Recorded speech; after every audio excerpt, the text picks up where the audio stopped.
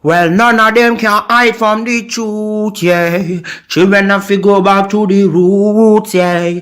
None of them can hide from the truth, yeah. Children have to go back to the roots. I'm telling you now, the truth, the truth. Telling you, yeah, the truth, the truth. You have to go back to the roots, the roots. Go to the roots, to the roots. Yeah, man, this is Benjamin out of the Smiling Coast, West Africa, Gambia, representing for the one and only Abu, the big man you don't know, the Soninke warrior, the man that brings the truth, Soninke warrior, the sign of enlightenment, the Soninke warrior, the righteous and the true African. Abu, reveal the truth to them, no matter how them try run from it, because none of them can hide from the truth, yeah. Yes, we have to dig back the roots, yeah.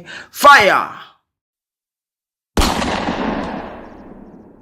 Subscribe now.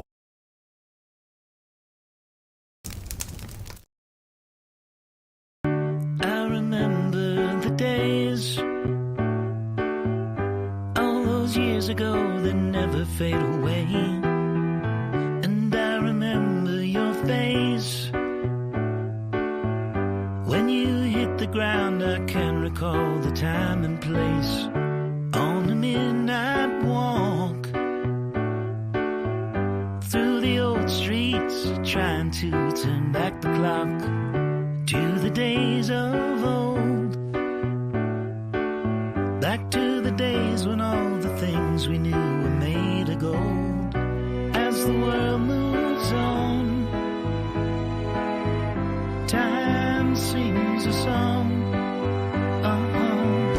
in the old neighborhood.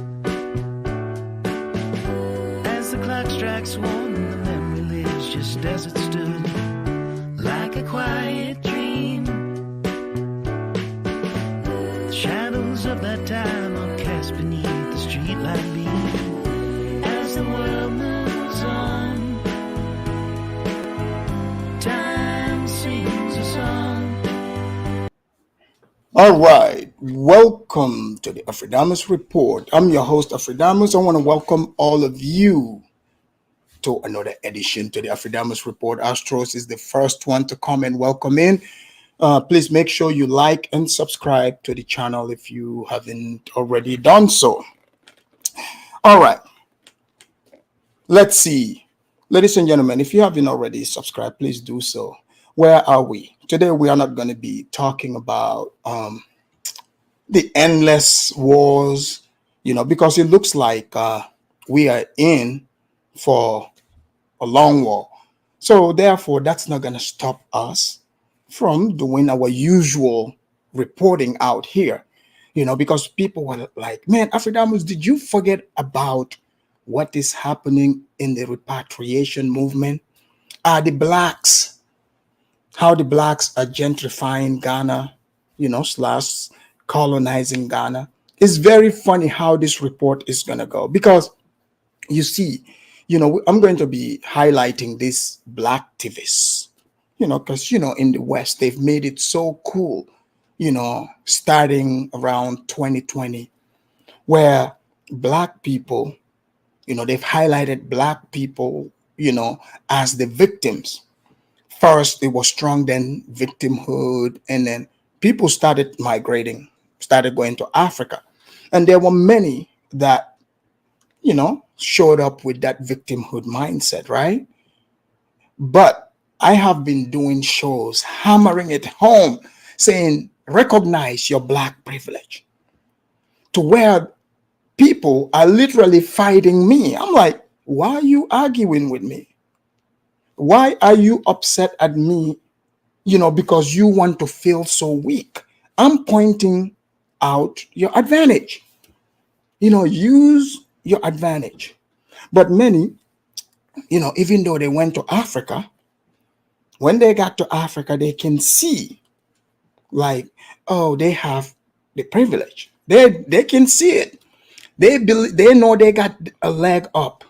But just to be hypocritical, to pretend, they don't want to recognize their privilege. They wanted to continue the victimhood. So that brings us to Africans that migrate to the West. There are some, some are probably watching right now who come to the West. They enroll in one of these black classes, social justice class. Um, so pretty much a lot of these people, they take classes like basket weaving, chimpanzee studies. Um, Most of them want to be therapists, like counselors. You're like, oh boy, how are you going to counsel me? You black, you got blonde hair. Oh, you white, you got blue hair. These are the type of stuff you're dealing with, you know? So pretty much they don't really get good jobs. And people become bitter because the job is just a title for them, right? So they start talking about how educated they are, but they really don't make much, you see? And they started discovering Africa. They show up to Africa with you exchange $100, it becomes big. And look, I am not hating on y'all. This is what I have been saying. Recognize your privilege. Don't be here trying to fight with these people. So many of you, you're watching, you black activists who used to talk about how life is so hard. You discovered Africa, and in Africa your dollar makes you king. Look, you're not gonna hurt my feelings if you say, oh, I went to Africa, I exchanged my money, I'm living large. That's what you're supposed to do. So some feel so bad, they flipped it. They flipped the script. They started acting like they are philanthropists. Oh, we over here, here's what they want to say. Because, many have been watching that midnight. You guys remember if you're watching TV like 2 a.m., like back in the days when in the morning you have nothing going on. You just sleep. You just stay up all night watching series after series till about 2 a.m. The white man shows up. Hello there, you Negro that is watching me. Do you not see these dusty Africans, how hungry they are? They are so hungry, they can't even, wave off these flies. So many have been watching that, but that was a propaganda, right? So people have learned that talking point. They've learned it. So some got to Africa, they figured out a way to film. They're not filming that exactly, but they are showing you some busted roads. They visit like dusty places. They ignore like the nice parts. They go to dusty areas while they themselves, they live like 10 miles or 30 miles from the slums. So they would just catch their Uber. A lot of them are catching Ubers to these slums, filming them talking about, I want to save the Africans. So, anyways, long story short, if you notice people that say they are activists, they are generally haters because those classes they take, those basket weaving classes and so, it doesn't pay quite a bit. It doesn't pay much. And they set up those classes for a reason because they help these people be proficient in reading the English language. Now that become a curse because now they are able to read and see the figures of how other people are making money. So it sends them into eternal hatred. So they start coming up with words like gentrification. If you don't know what gentrification is, meaning a dilapidated area. This is a big word for some of you. Google it, meaning like a slum. So the people in, like, let's say in an area, a ghetto, they cannot change the face of the place. And this place needs to be changed. Just like, so when people talk about gentrification, they like to demonize the people with money. And, nowadays that's a thing. Because when you demonize the people with money, here's what they are doing. It justifies their weakness, right? As if the people with money are holding you back. No, people show up, a lot of the people you see in the places they say become gentrified, those people do not generally own properties there. They are just squatters. You know, let's just call a spade a spade. These are people that can never ever change the face of the place. So either A, you, these activists, they say gentrification is bad in America. They tied blackness to it. This is why I say be very careful with this skin color thing. Because life, like the Nigerians would say, life is no balance. And this is true. Life is not balanced. You know, before you start hating on somebody or start looking down on yourself, you know, because if you look up, there's going to be people above you. But if you look down, there's people below you too. So that's just how life is. You know, in one environment, you are at the top, but in another environment, you are not at the top. But you have to figure out how to get to the top instead of hating on the people on the top. So a lot of black people, they got caught up in the skin color game. They got caught up in the skin color game. They made themselves look like the victim. They criticize everything they criticize. Now they found themselves in Africa, in Ghana. Example. Now, guess what?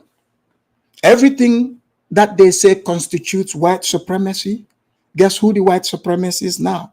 They are. Because the blacks are the ones with the money. You see how it works? Do you see how it works? I have warned you, be careful demonizing, making everything skin color, because I knew the secret. I knew there's a place. When you show up there, you will become the white supremacist. So I have gone back and forth with some people who, if some writing me in the back, calling me, you know, an agent provocateur, CIA agent, you here to divide. But deep down, they knew Afridamus is telling the truth. I'm not here to mince words. I'm not against you going to Ghana and buying up that dusty ass street and building it up. I'm with you. Black power. But when you're pretending like, oh, we all black. Oh, I want to save these Africans. You can't save those Africans. You cannot save them. Those people were already dusty before you got there. There's no amount of lotion you can buy to change it. But what you are doing, what they call gentrification, you are helping change people's life. Because when that area is built, businesses come. Finally, those people would be employed. Anyways, let me read this super chat. Give me a moment. DG, thank you for the super chat. He said, hi, Afridamus, hi, the king of Negroes. That's right, that's right. I am present in the class to learn some Negro bad behavior. Thanks, man, for the teaching. In fact, speaking about Negro bad behavior, let me, Jama, welcome in the house. Astros, Kabiru, Supergirl, welcome.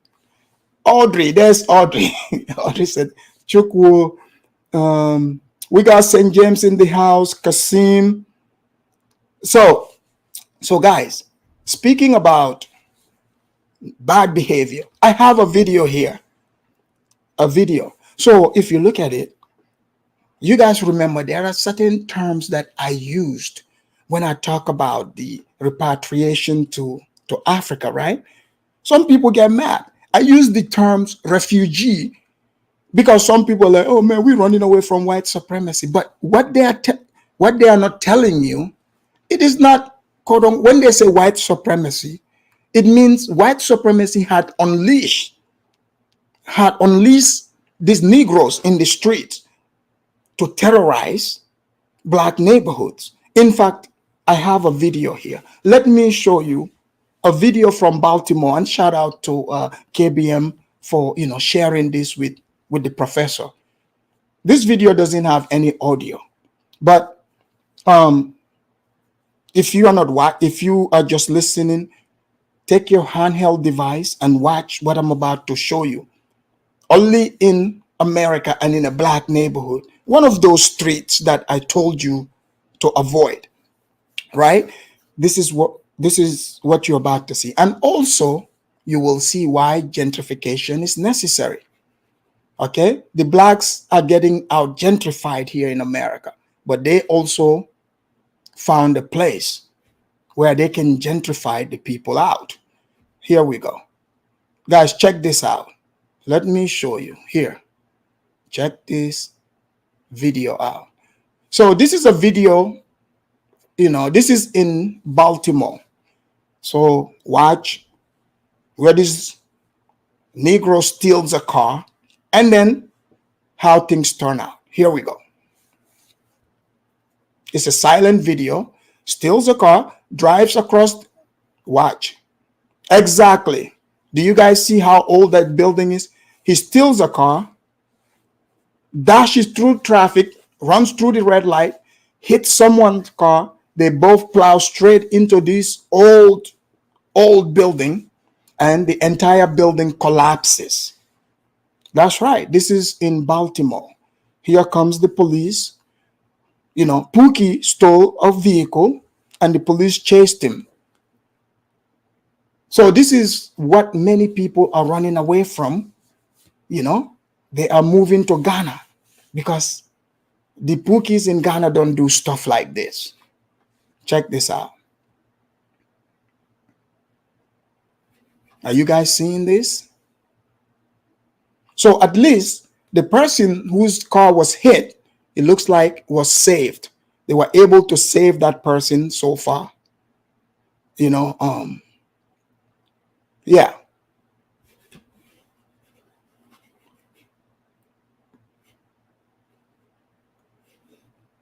Exactly.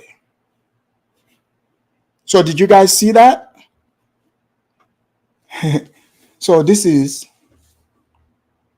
America for you, the black side of town. So this is some of these buildings have to be gentrified. So now, speaking of gentrification, let us bring you the Ghanaian Canadian. This woman is a Ghanaian woman that lives in Canada. She went to school there, and I'm guessing she became one of the she became one of these activists. And we're gonna hear what she said. Jude, welcome in the house. Jude said, Afridamus, I heard you called me out in your last live video. Called you out. Well, Jude, you have to go watch the video, but I'm glad you are here today, to attend, the best show on this side of heaven, because someone sent me a video of you, they thought, Jude, they saw you, in another stream doing this. I can do some shuffling too. Look out, man, what you gonna do? Look out, boys, it's coming through. Yeah, man, yeah, man.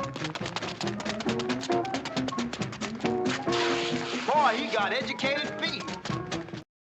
Yeah, so someone thought they saw you doing that in another stream, but welcome back. So guys, so some of the Africans that come to the West, they go to school, right? They also I've noticed this, especially this is now common with women, African women. They come to these schools, they become woke, and they take the wokeness to Africa. They try to impose that same wokeness. I even see it in the Gambian Facebook section. We have people that think that they are quote unquote activists. They think they are quote unquote activists. You see? So they try to take the same idea to Africa. So we have one confused one here. She herself has black privilege, but she's gonna do this interview, and as usual, she's gonna give this is what I've been telling the blacks. They trained this African to be this way. So now she is back in Ghana exposing black privilege. I told you the blacks were not oppressed. The blacks have privilege, and they are in Ghana using their privilege. If you don't believe me, let me bring Mrs. Portia here. A Ghanaian named Portia? What the? Guys, Get the likes up. Get the likes. Here we go.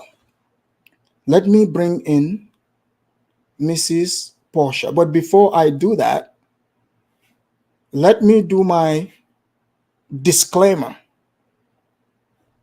my fair use disclaimer.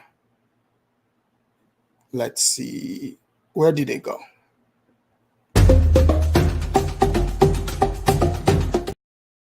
Not the Aquaba. We don't want the Aquaba. This is the one we want.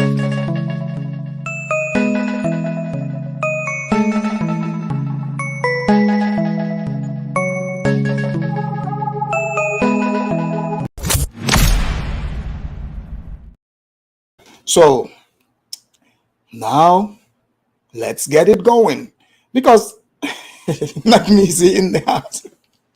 Nagmisi in the house. Nagmisi say, you get a borehole, you get a borehole. Hey, Nagmisi, that would even be a lit show. In fact, I would love to set up a show like that. Imagine the Afridamos report, the African version, so they bring the people in, they put their names like in a drawing, and I get to announce who. You get a borehole, you get a borehole, you get a borehole, saving one dusty village at a time. All right, here we go. Let us hear what Mrs. Portia here, is going to expose. When somebody kicks a dog or something, it makes major news. Like, people are so outraged, more than when some black person gets shot. I trying to say animals are treated better in America than black men. Oh yes, everybody knows this. They are definitely treated much better. A lot of people are moving to Ghana. African Americans are moving, Canadians, diaspora in general, and also foreigners, Germans, American, everybody's moving to Ghana and settling within the local communities and other communities here in Ghana. Is it good? What are the pros and what are the cons? Is it helping the local community, or is it putting them at a disadvantage? Today we have here Portia, and she's quite an expert on gentrification. Oh, am I? Yeah, so we want to, address gentrification in the local communities here in Ghana. So without further ado, Portia, welcome on the show. Thank you. Thanks for having me.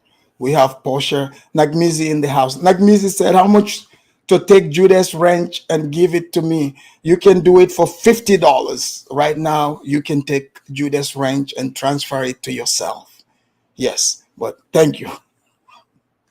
Judah, don't get mad because, I practice capitalism. I'm a capitalist. That's right.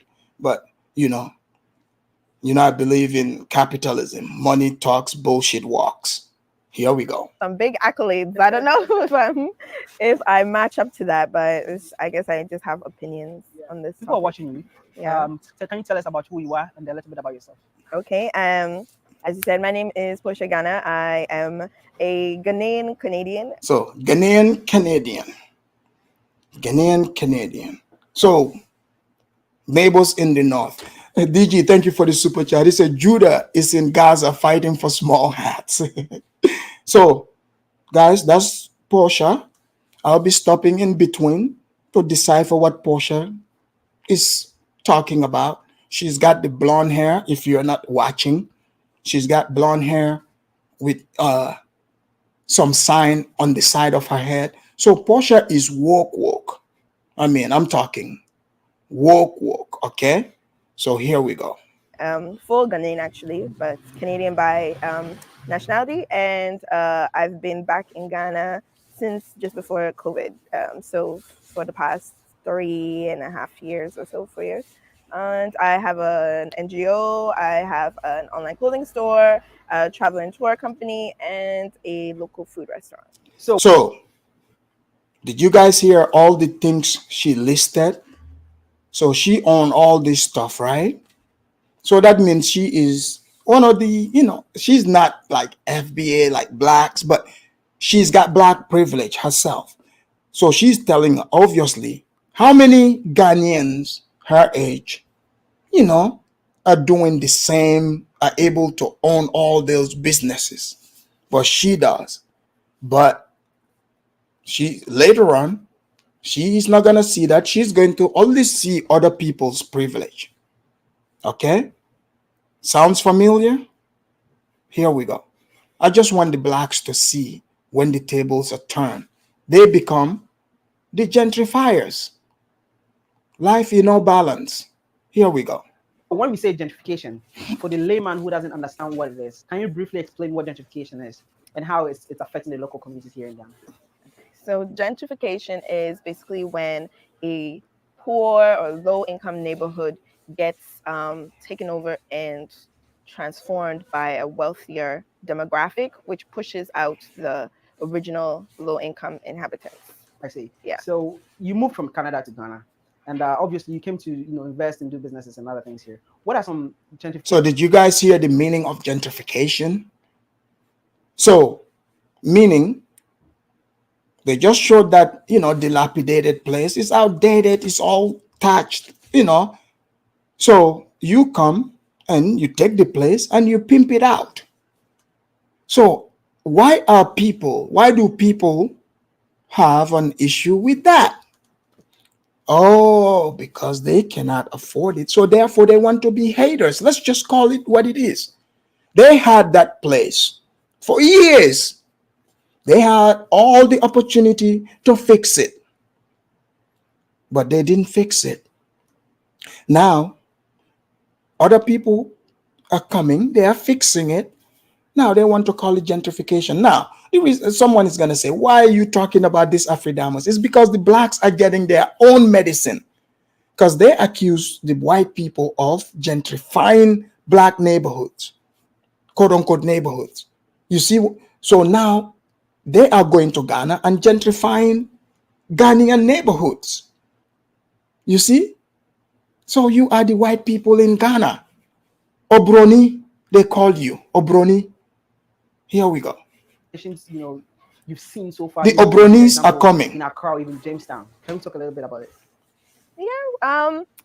So even in Canada, I was experiencing gentrification. I mean, I was somewhat a part of it, not sure, because I moved into a neighborhood that was a bit of a drug neighborhood. So I got to rent the place low cost, and then they transformed it and it was magical but bad for the inhabitants. So gentrification, I just want to start to say gentrification is happening everywhere. So we have to be fully aware of that.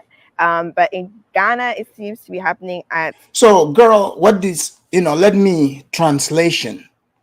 She said gentrification happening even in Canada, right?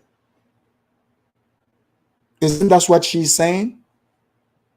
But the truth of the matter is, in many words, what she's saying is she could not afford to move into the nicer neighborhoods. That's what it is. Just call a spade a spade. All right, hold on. What's going on here? Can you guys hear me? Guys, hit 1 if you can hear me. Something is happening here. My goodness.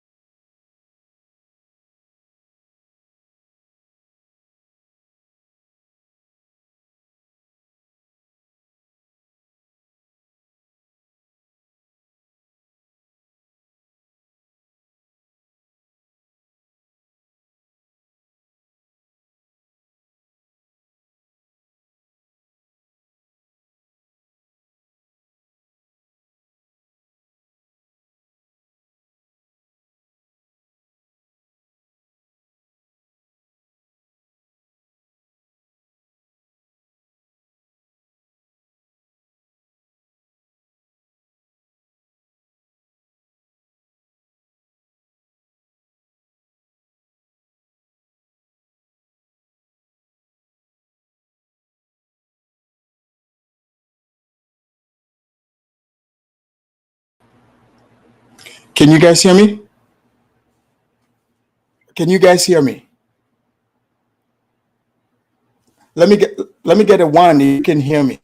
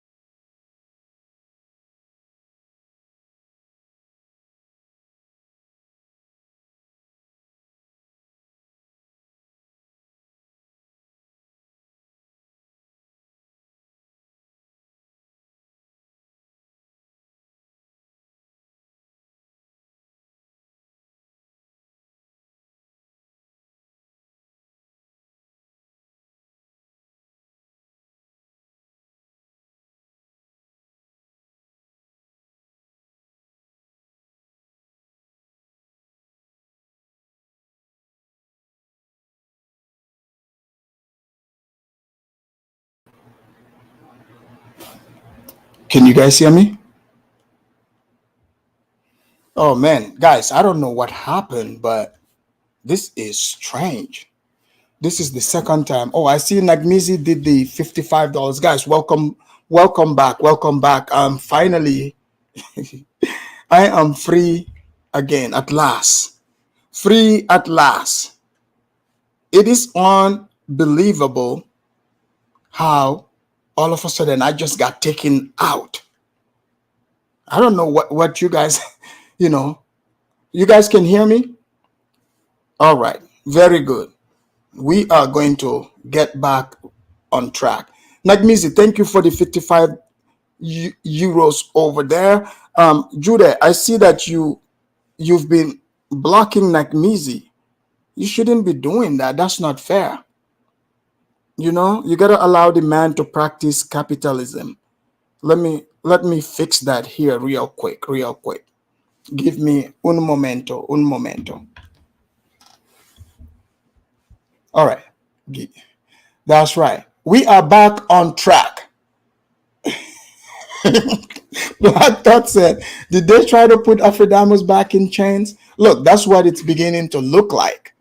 You know, they don't want me to continue, you know, the cooking. But I'm back.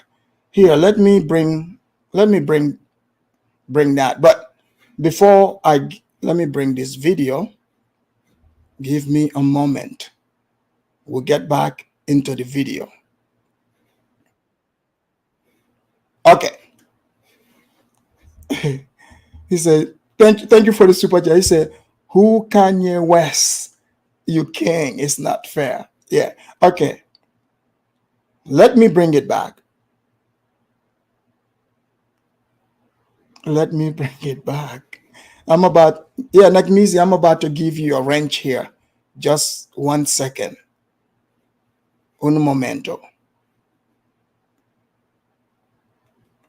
Judah, why are you practicing African dictatorship? The man is doing business, and you're supposed to be on the side of the channel, but instead you're blocking work. An accelerated rate, and people aren't really realizing that it's happening, because a lot of the times overseas, gentrification is associated with whiteness as well, because wealth is associated with whiteness. But here, gentrification is happening, but a lot of the people are the same skin tone that are doing the gentrification. So it's a classism thing. So here, like especially in Osu, is like the prime spot for gentrification. It's a very old neighborhood with very old houses and low income people, inhabitants. But now it's also the prime spot for all the best restaurants and clubs and all the fanciest spots right now. It's Osu.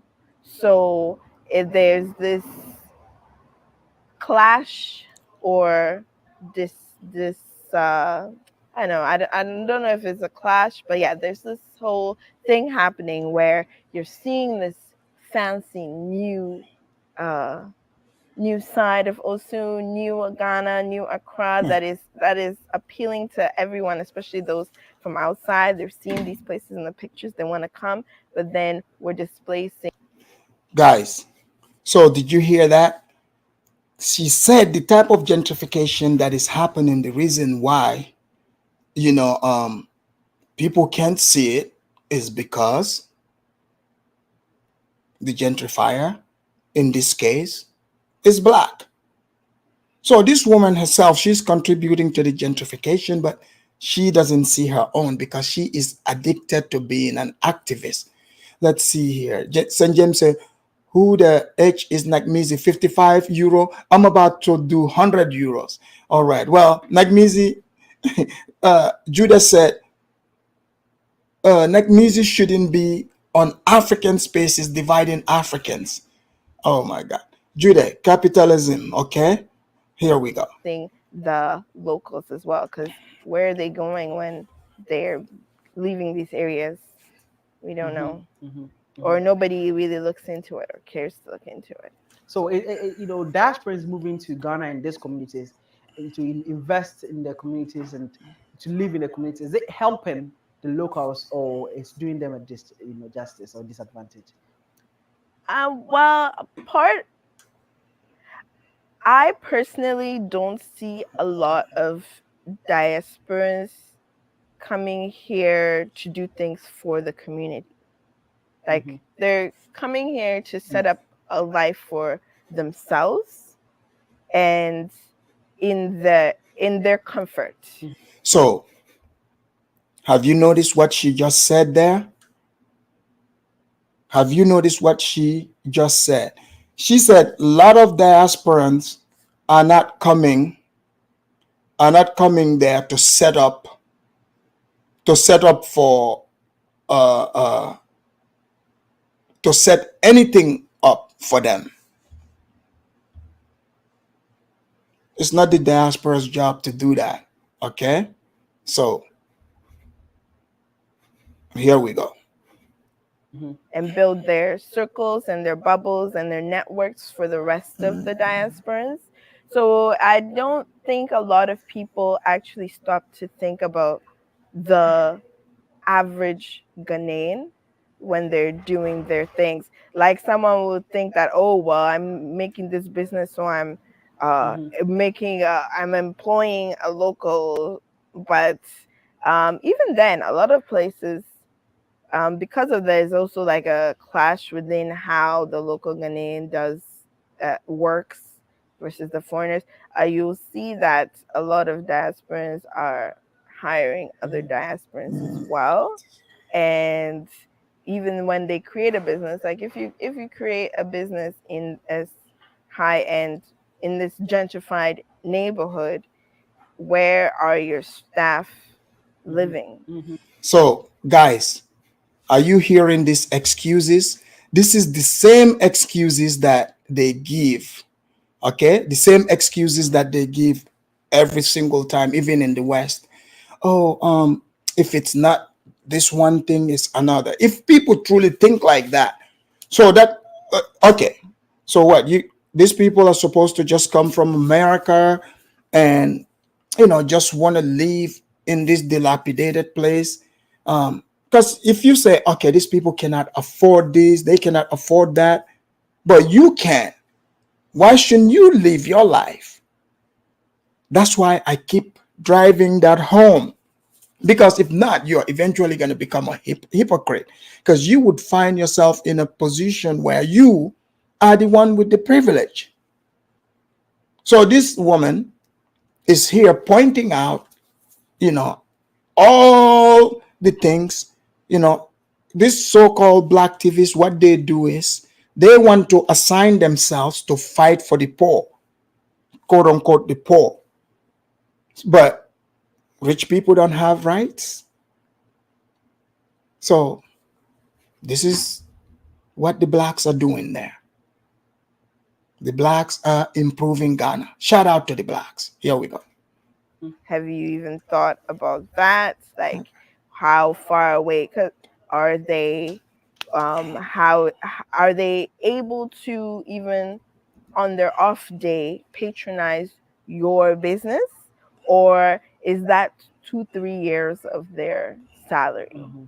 So it's like some people are conscious and trying to think of the community in mind when they're doing things, but I feel like a lot of people aren't really. So, what strategy do you think we can, employ to kind of mitigate all these negative effects of gentrification? Here we go. So you see the term he is using, the negatives of gentrification. The negatives of gentrification. Guys, well, remember the Ghana invited the black diaspora to come to Ghana. And you don't expect the people that are coming to go live exactly the way the locals are living. When you invite people from first world countries, they are coming with money and they are going to, create comforts. And to be fair, why should they be thinking about, oh, complete stranger who can't afford anything.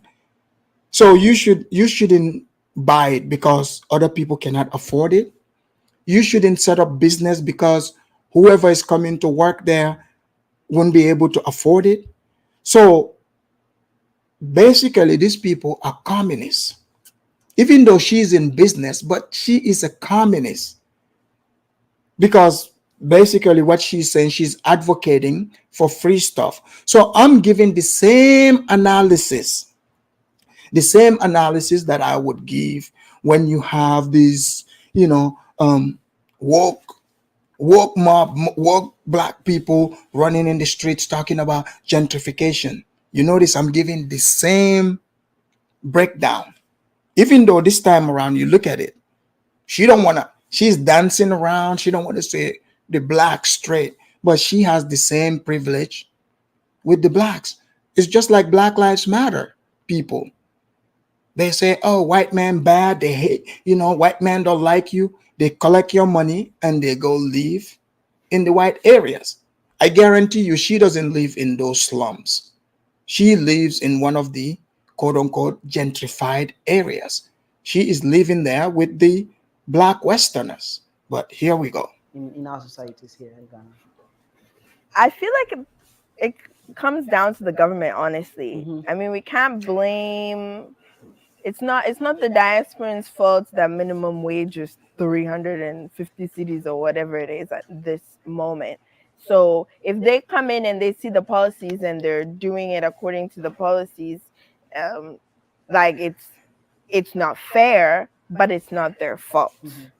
So it's up to the government to, one, raise minimum wage, have certain like policies in place.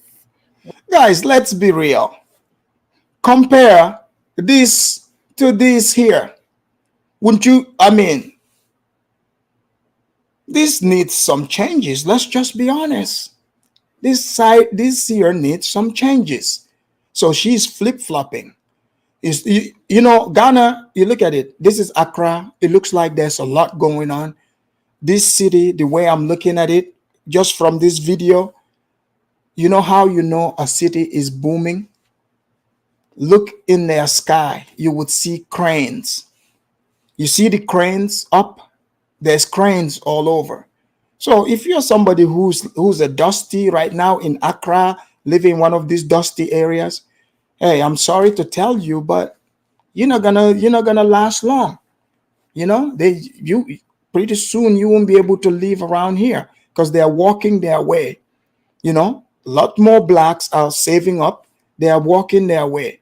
All this is gonna become high-rise apartments and shopping malls. Hey, welcome to 2023. And the unfortunate thing for you all, you can't stop this. The train has already left the station. People have already seen it on the internet. They cannot unsee it. So get ready for more of you to get gentrified. Here we go.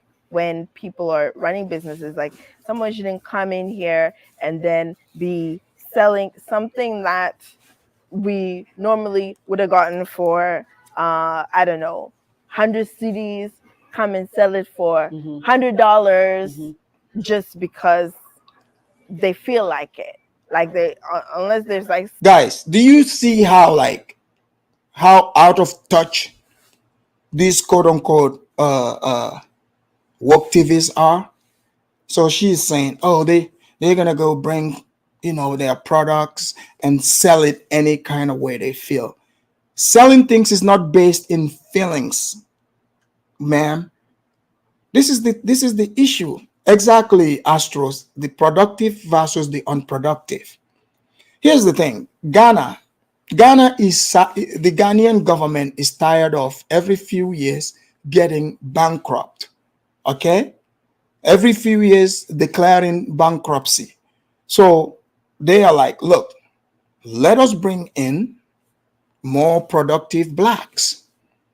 That's what pretty much that's what they are doing. And can you blame them? Ghana does not want they don't want most of these slums to make it into 2025. I just hate to tell you. So that is what is happening.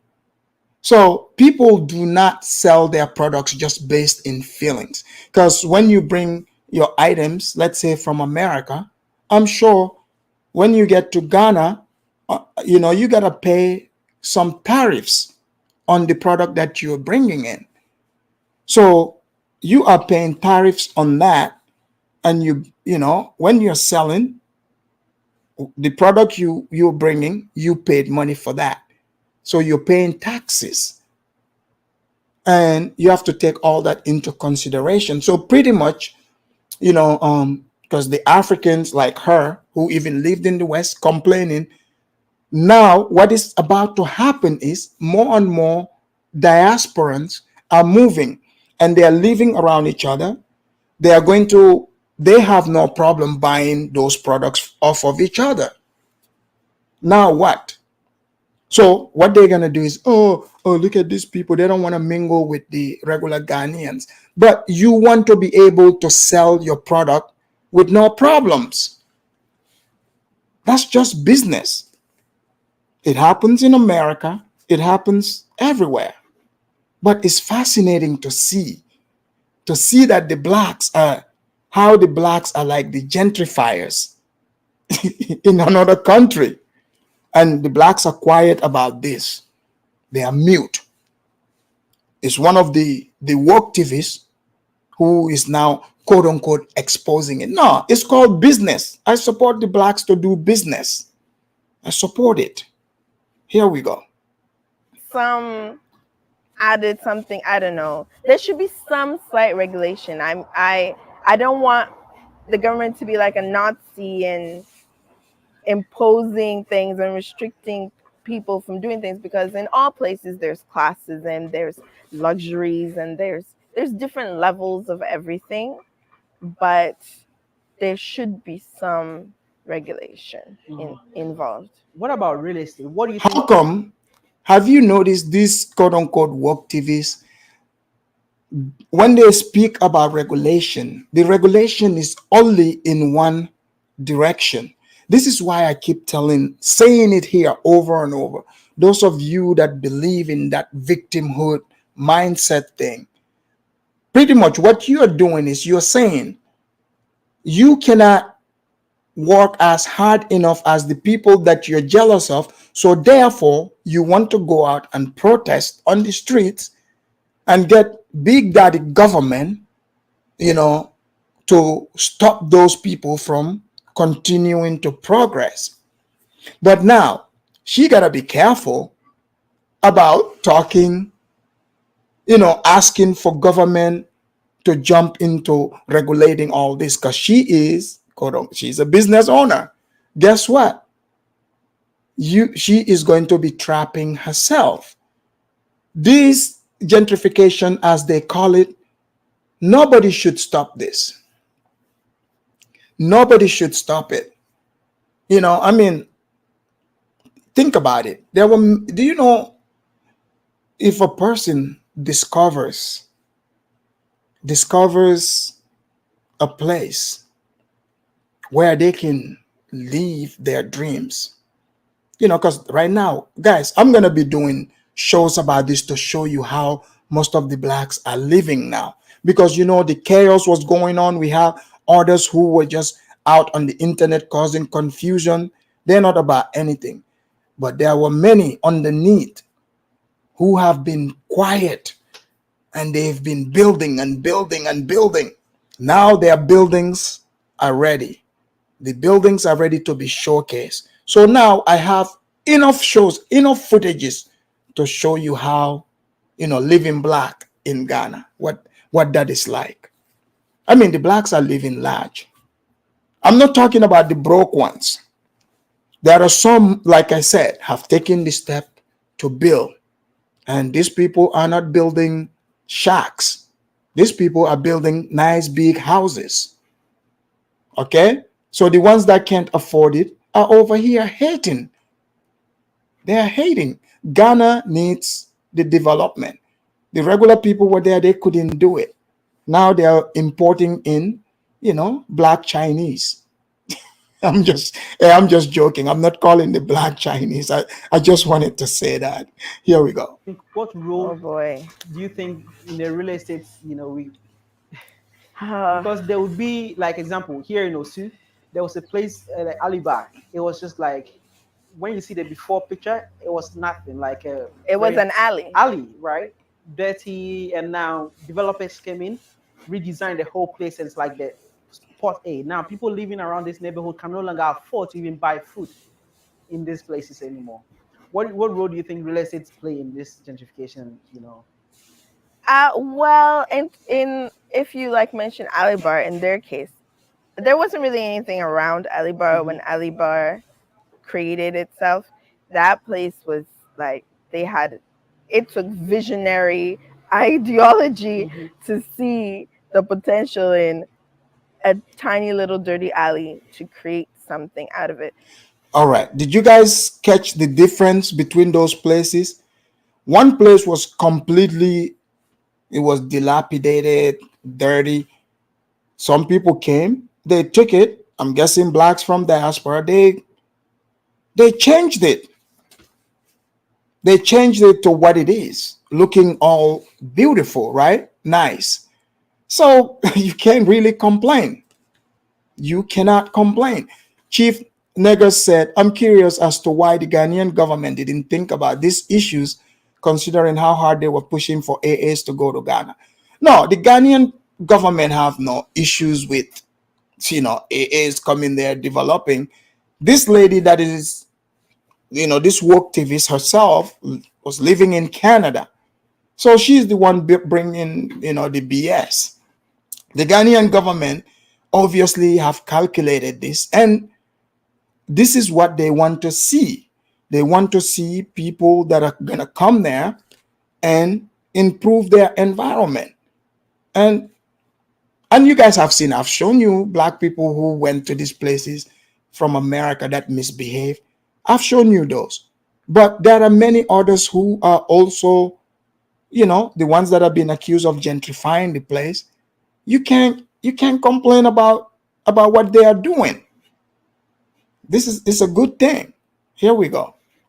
So I feel like in Alibar's case, Alibar's case is a good example of how to mold with a community, because instead of seeing old house or something and wanting it and buying it and breaking it down and displacing people around, they took a nook between places that existed and then they altered it. And then from what I hear, they give their staff like a living wage, not the minimum wage, and they like give them all these incentives. So I feel like they are an example to look at when it comes to trying to be sensitive to your community and being understanding of. Here we go. How can you be sensitive? Like, oh, she mean be sensitive, do not build a nicer house because the people over there, they cannot afford it. Lady, let me tell you what's gonna happen. You see those dusty houses you seen, all that dusty alley. Once they start, like as the development is coming, at some point, 10 miles, right, within 10-mile radius, none of those broke people that can afford it would be even able to go to those places. So don't worry, their feelings wouldn't be hurt. They wouldn't be there to see it. They would move elsewhere where they can afford to be at. Simple as that. It's just like like she said, she was in Canada. She lived in Canada. She's seen how the gentrification works. Yeah, it's not like they're about to build those nice buildings and they're going to allow those people to squat around. Don't worry, their feelings wouldn't get hurt. They would relocate. Look at even the few places that they've already gentrified. Look at how colorful and beautiful it is compared to the other places where She is talking about, oh, the local people. Nobody's saying, you know, you don't care about the local people, but this is going to help the local people too, because these buildings are coming with businesses and people would get hired. Let's just say it. They would get hired. And I like this because this is not the blacks that are coming on the internet talking, oh man, we're here to bring jobs. No, their work is speaking for itself. This is what I'm talking about. American royalty said blacks turned Gambia into a tourist destination to buy power. No, it's not the blacks. Gambia is still white. In fact, I just read today, you know, already the flights have started landing. Our tourism minister just welcomed 180, white women into the Gambia, So, the bumpsters are happy. I don't know if it's all women, but I've seen mostly the, white women pictures. The white women are smiling. They just landed, on the smiling coast. There is more whites to go.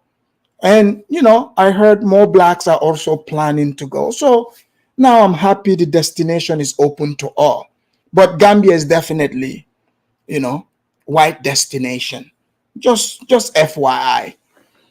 Chukwu Igwe, 4.99 for the super chat. Thank you very much. He said, what is involved here is envy and the dissatisfaction produced in haters, not by what they lack, but by what others have. Hating is a disease. Chukwu, I agree with you. This woman, because these activists, they pretend. It's all about pretense.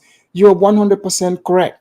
Instead of looking at the advantages they have, no, they wouldn't do that. They want to check out what other people have. Okay? So the blacks that are watching me, yes, even though I said the white women have just landed in Gambia, you can also land, no problem. There is space for everybody. But now against January, February, that's right. We're going to be receiving plenty of, white women, So those of you that are looking to become bumpsters, because I've heard some Cameroonians and some Nigerians are looking to, join to become bumpsters. Well, the season has begun. Get yourself ready, get in that gym, and start walking on the beachfront over there, so you can start learn Swedish and Dutch. Here we go. Your staff, and even in the quest of catering to diasporans, foreigners, and the likes, they still keep their pricing at a fairly decent price, that when you go there at night, you see a mixed crowd of people. You'll see like the local youth and the rich foreigners. So like something like Ali Bar it's a good medium of where people should like look towards. But when it comes to, in terms of real estate, even the Ghanaians in the real estate market cause mass displacement. Here we go. She is dancing around it. This woman is that. So, in many words, let me translation. What she is dancing around is the blacks have come in and outpriced the regular locals.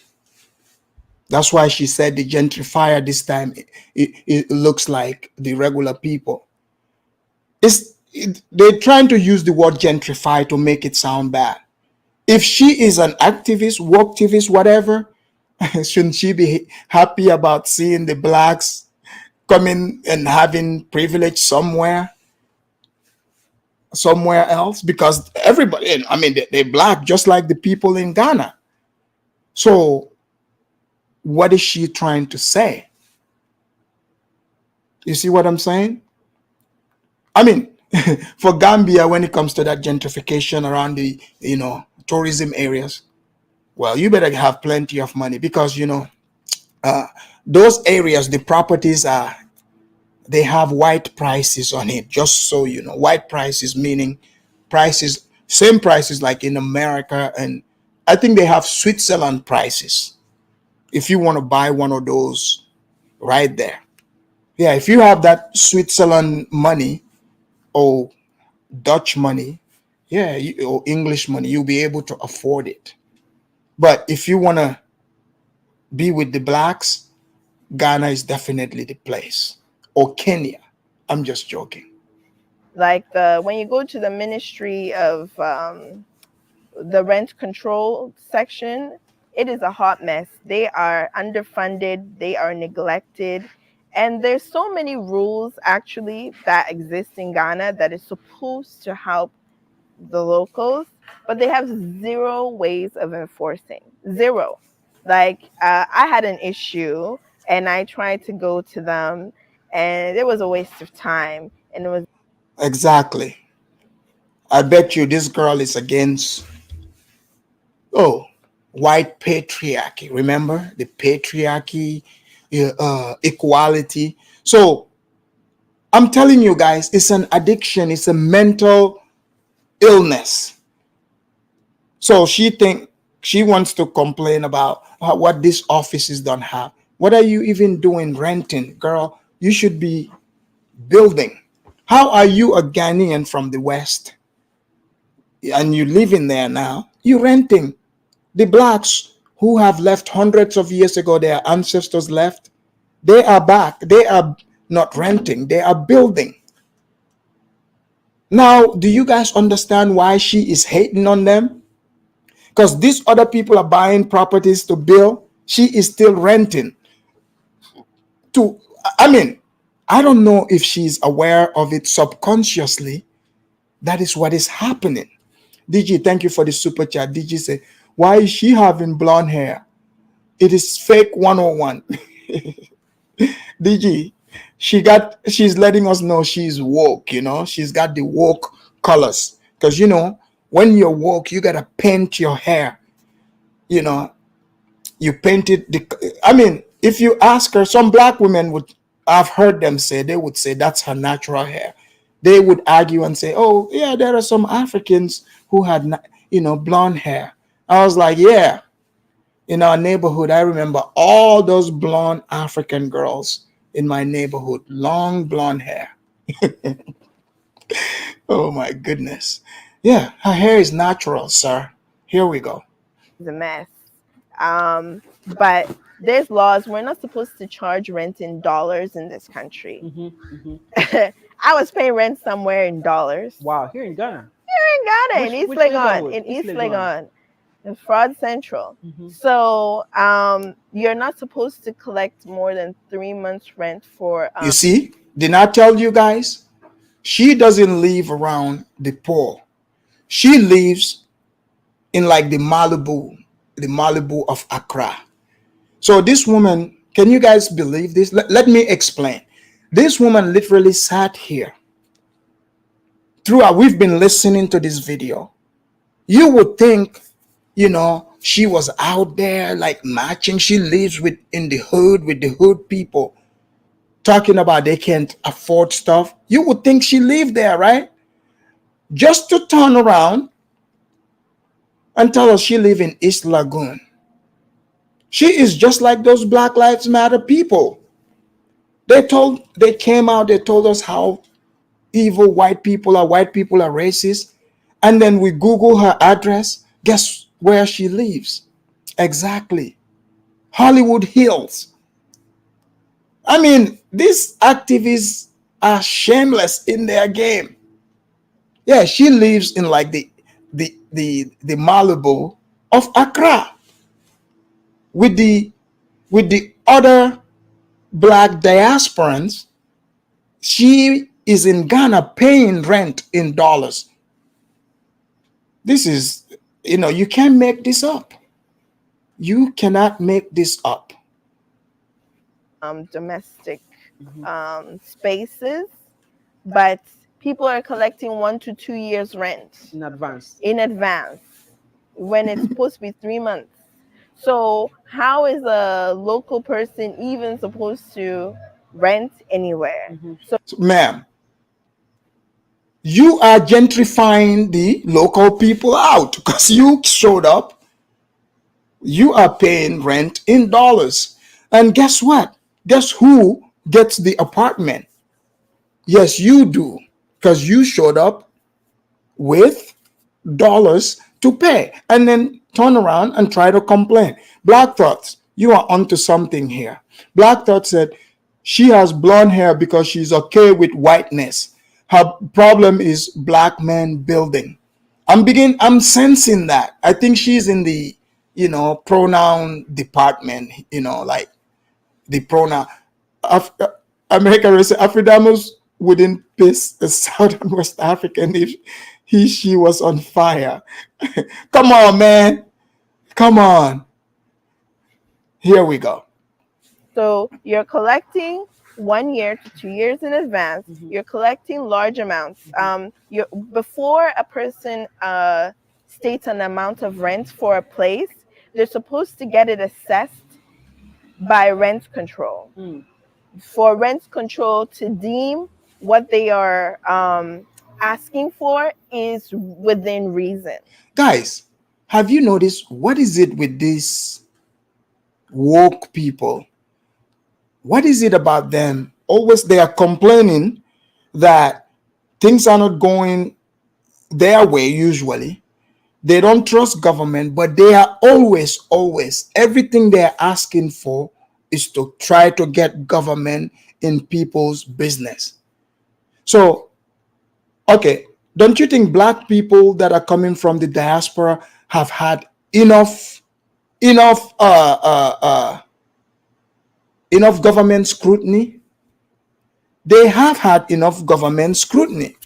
Why are you calling on the government to scrutinize them in Africa too? Like, what's going on here? This doesn't make any sense. Zongo, welcome to the show. Zongo said, Afridamus, the 2-year rent advance payment is illegal, but the rent control agency does not have enough funds to enforce the rules. Yeah, 2 years rent advance, that sounds a bit steep. But guess what, Zongo? She is over here complaining. If she is living in that expensive area, it sounds like blonde work activist over here was able to afford the 2-year rent. She was able to afford the 2-year rent. So she is among the people that she's complaining about herself. So because she paid for it. Nobody does that. I mean, rent control don't even have the staff to go and be doing that. They're supposed to have field agents. That's just a mess. So on paper, we have all these things that would help with preventing displacement, but but it doesn't happen. Like one day the landlord will just come and say, I'm kicking you out, or I'm raising the rent. Like my friend, even in Teshi, every year they just raise the rent. Like there's no rhyme or reason. They would just be like, oh, we want more now, because if we kick you out. Yeah, you see, ma'am, you have to understand. I mean, guys, it's funny that I'm doing this gentrification show here, and Astros gave an example here, which is a perfect example. We are all seeing it happen in front of us. Nakmizi, a black American, shows up. Jude, an Ambazonian from Cameroon, he has his ranch. Nakmizi sees that the ranch that Jude is holding, the ranch looks dusty. Nakmizi is like, look, I can pimp this ranch out. He asked what the price of the ranch is, and I told him. He gentrified Jude. He bought his ranch from him.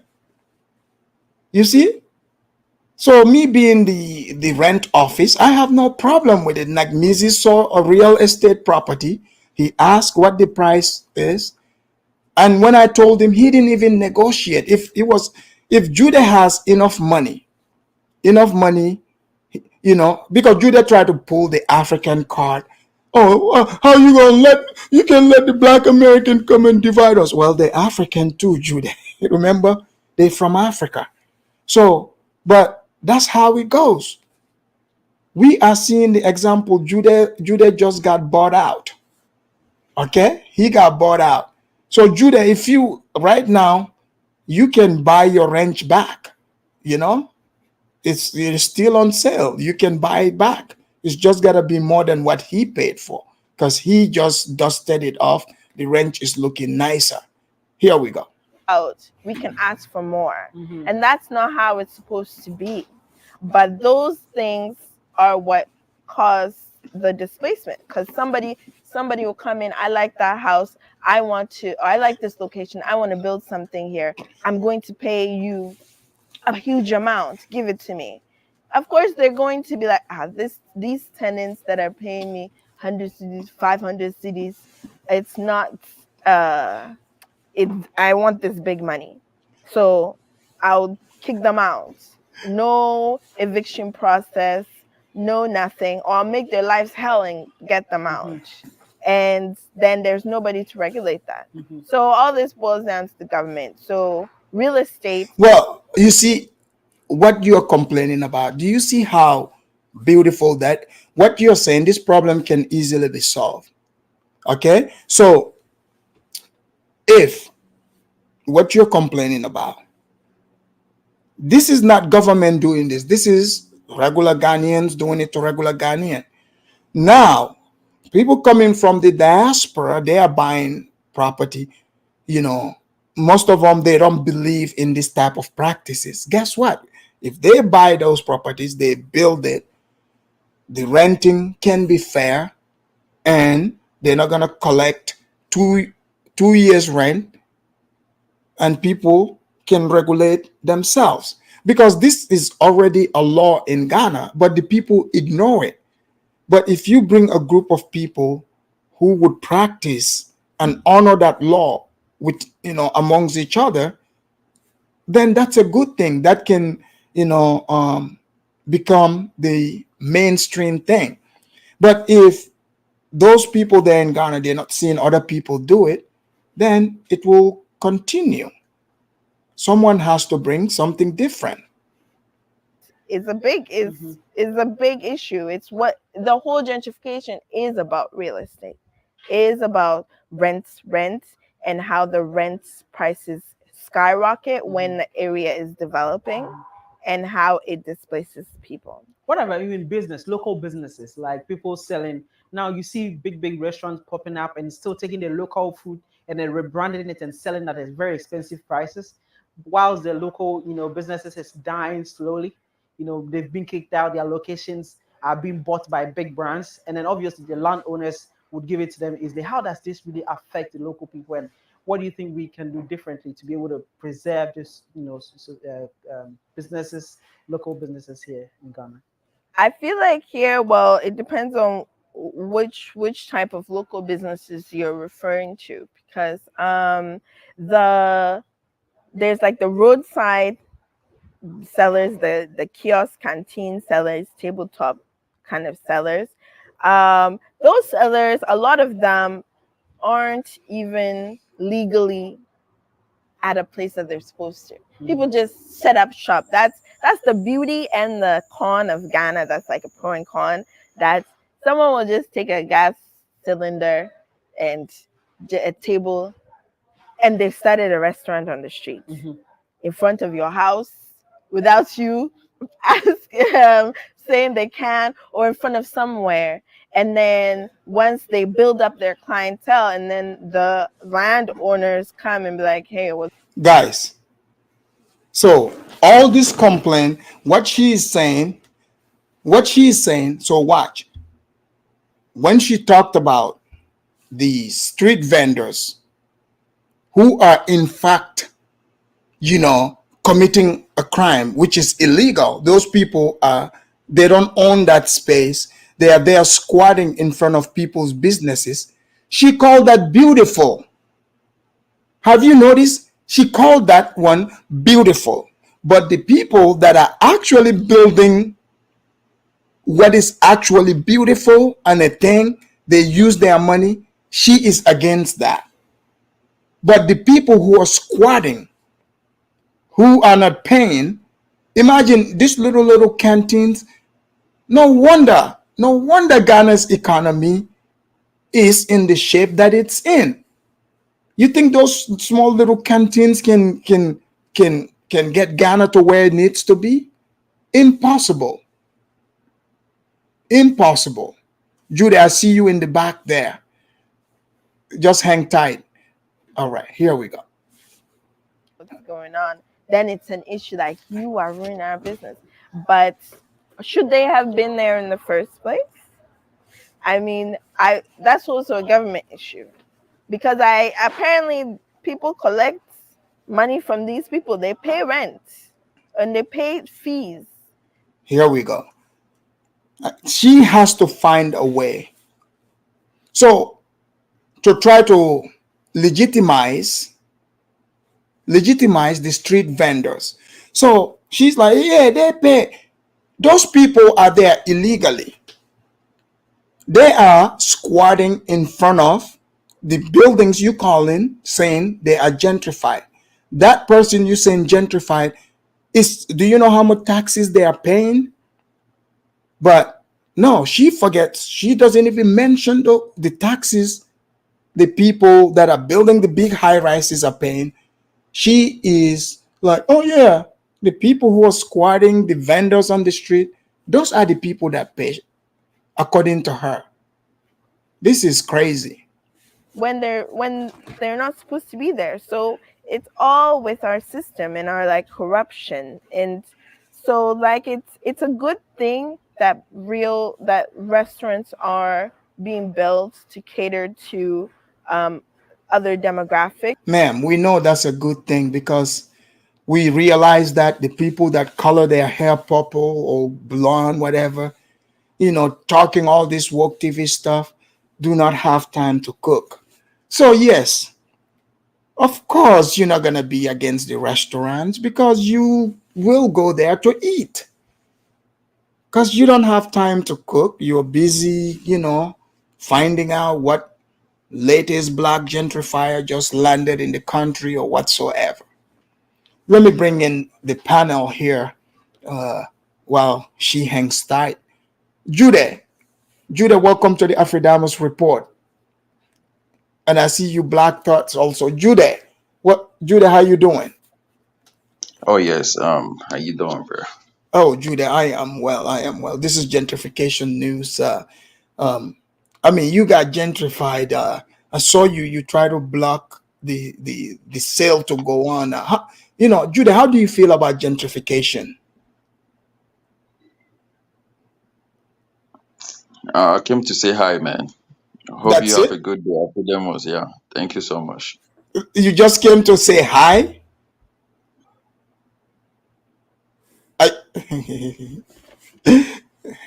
Guys, is Judah okay? Doesn't Judah sound like he's very sad? Judah, come back. Come back. You didn't sound too good. Please come back. All right. Black Thoughts, welcome to the Afridamos Report. I hope Black Thoughts, you didn't also come here just to say hi. Afridamos, how are you, brother? I haven't seen you in a while. How you been? I am well. Black Thoughts, what do you think about these black activists? Like she coming all the way from Canada, like they've done their woke stuff here in the West. And now she is in Ghana, like talking about, they gentrifying the place, and, it's the black face of gentrification. What do you make of all this stuff she's talking about? So I have a few things, right? And you dive into a little more of this than me. But I would like you to dive into who's truly funding this. And here's why I say that. There's no straight black man that's going to send there's no straight black man that's doing business that's going to send a blonde-haired black woman to come talk about black gentrification and wokeness and give me government stuff. That's not going to happen. That is the staple of the European doing their tricks and antics. Huh. And so I would like to look into who is truly funding this. Because, see, remember, Black Lives Matter was funded by everyone but black people. True. But had black faces in front. So I'm wondering if that's what's happening here. Is it truly black people? Or is there a few black faces and then they have this blonde-haired black chick to start talking about, yeah, we need this from the government, blah, blah, blah, gentrification, blah, blah, blah, from Canada. Yeah, but From she's a gentrifier. She pays a rent in dollars, and she live in the nice, beautiful neighborhood. Well, of course, that's how it always goes. But why is she from Canada coming to Ghana to make She says she's a Ghanaian Canadian. Oh, okay. I don't know. Black folks said, I don't care. Black folks is like, I'm thinking, you don't even care. You're like, you know where she's coming from. Yeah, like what? Why are you there? Like, why are you there? Is the question. You know, she label all these businesses and you know what? You onto something, because she gave the red flag. She gave us the scoop. She said NGO. She says she's running an NGO. NGO. And all of them NGO, non-profit usually. Yeah. Yeah, she's but running. I said that in the chat, right? Didn't I say she's probably back in America running her nonprofit? You did say that? I'm telling you. I said that in the chat. Yeah, she did say she has an NGO. Yeah. Yeah. Let me see. Mimi said, Afridamos, you should warn him before you took the wrench from him. Mimi, I know you feel bad for Judah, but what warning? You know, when the sales was happening, you know, he's very aware. He was here. He saw it when it happened. You know, it doesn't look like a lot of Africans can stand capitalism. Black Thoughts, what do you think about my capitalist, practices here? I mean, when in Rome, do as the Romans. Thank you. And let me ask you, do you have any problem with, people, black people going to this place? They're not doing, we're not talking about people doing the usual crazy stuff. They're in fact building. Like, shouldn't Miss Blonde Hair here celebrated? Like, do you have problem with black people actually doing something big like that? I don't have a problem with it. Right? Like I have no problem with it. But I just want to know who's behind it. If it's black people, I'm fine with it. Right. But if it's the Chinese or the Canadians or I mean, listen, it's the usual suspects, right? Right. Like, if it's them, then I have a problem with it, because ultimately, one, they're using black people, and two, all they're gonna do is just push everyone out and put non-black people there eventually. Oh, okay. I see your point. Okay, so you are saying look deep, so that it's not like a black face is being pushed, but it's been prepped for other people. Yes. Okay. Yes. If it's actually quote unquote black people from other countries, then you know what? I'm fine with that. But if it's black faces, but yet it's the Chinese, then I'm not okay with that. They have their land. Let them people stay over there. Right. But hey, if it's regular black, I think it's normal. Let's bring in Al also. Al, welcome to the Afridamos Report.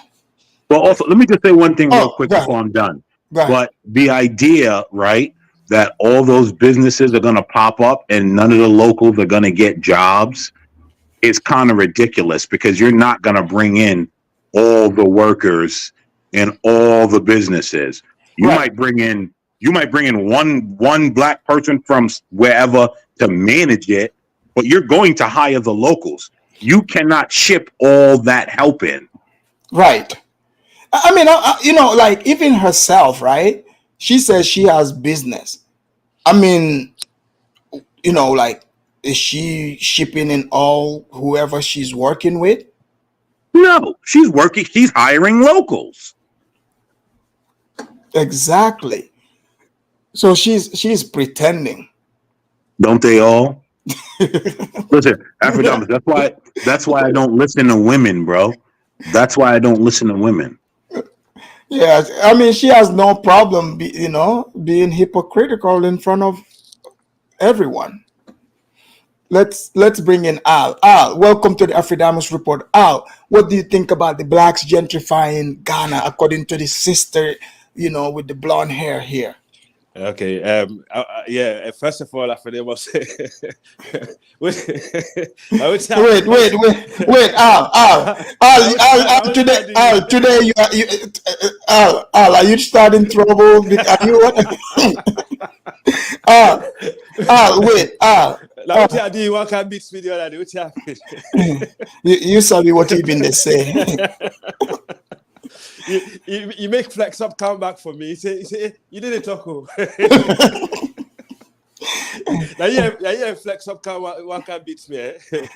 No, we've been to correct you. So Al, Yeah. do you feel bad? Your man is sad today, Jude. He got gentrified. Oh man, what you make? I don't know what you make it true. What you make it true? They're buying range from her.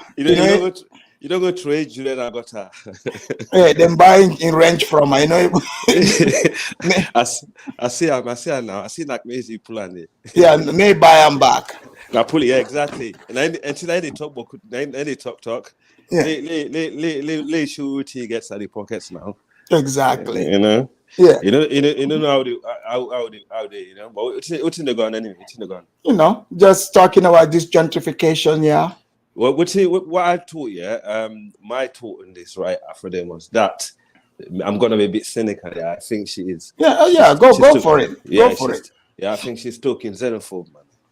You think she's being xenophobic? Yeah. I think she's talking fair because she's seen the development in our country that she's not doing, she haven't achieved, and she's been jealous about it also.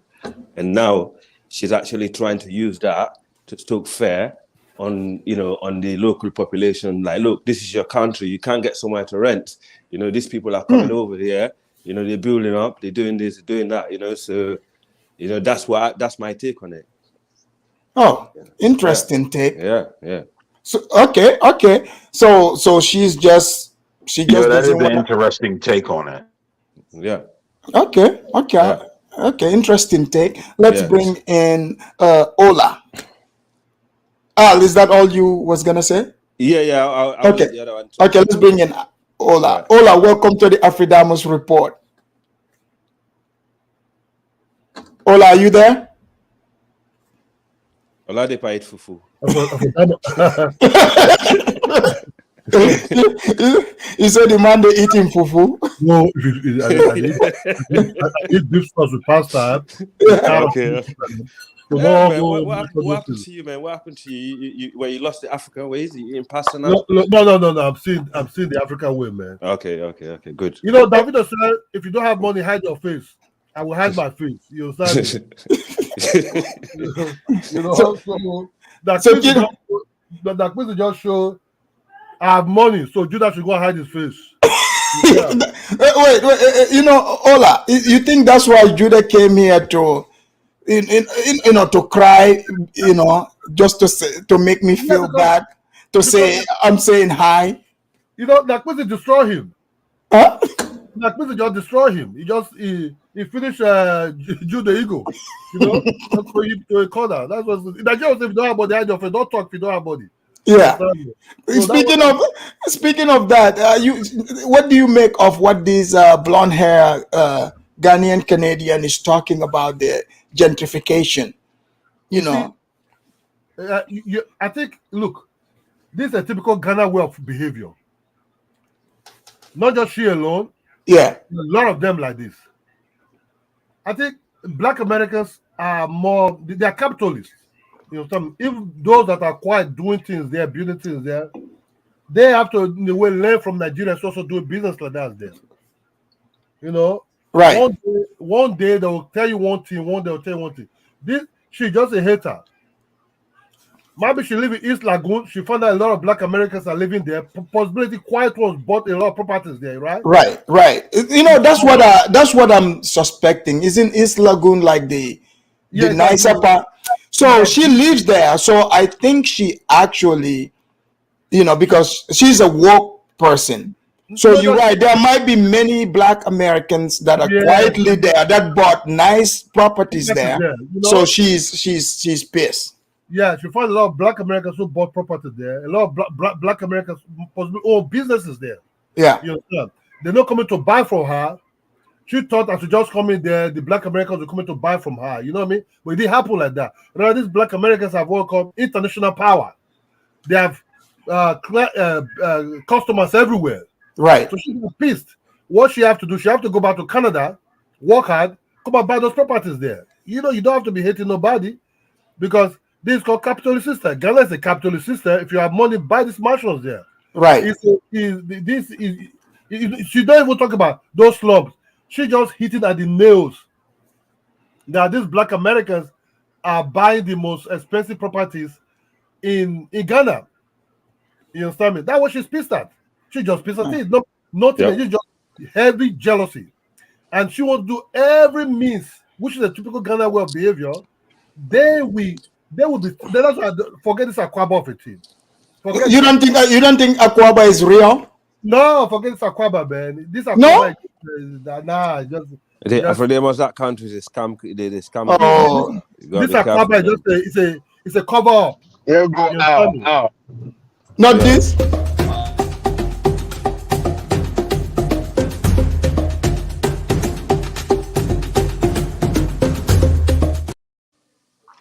Yeah, no, that's all. Look, you're right. There might be quiet Black Americans who have a lot of money who quietly ship in. You know, when you live in the area and you start seeing your neighbors who they are really, you understand me? Right. Some of this East Lagoon might be acquired by these Black Americans. You have to have some of them buy these properties in East Lagoon. Yeah, because you know it's interesting because she was like, this time the gentrifiers face is black, so she said it's quietly happening in Ghana and it's happening at a fast pace. We're not knowing it, but she said it's happening at a fast pace because the gentrifiers face is black. She's pissed. You know what she wants to do? She wants to push these Black Americans to bushes in Ghana, some of these rejected areas. But when she live in this when she starts staying in this East Lagoon, she starts, Black American. They all have businesses there. No, that she get irritated. No, they don't. She just gets irritated. And who said that? Who said they don't? Me, so strong. I said so strong. Wait, so strong. You would be next. No, wait first. That guy just let me just tell you one thing. It's not going to end up with this girl. This is going to be the tactics that we use from some of these Black American properties in this East Lagoons and other area and said, I agree with you. We just rent this place for you. It's not you buy this property, but you did buy the land. You know what I'm saying? They will come in different form and hammer you. You know me? They're getting to Nigerians there. They will come in different form and hammer you. They're not used to. They're not used to competition.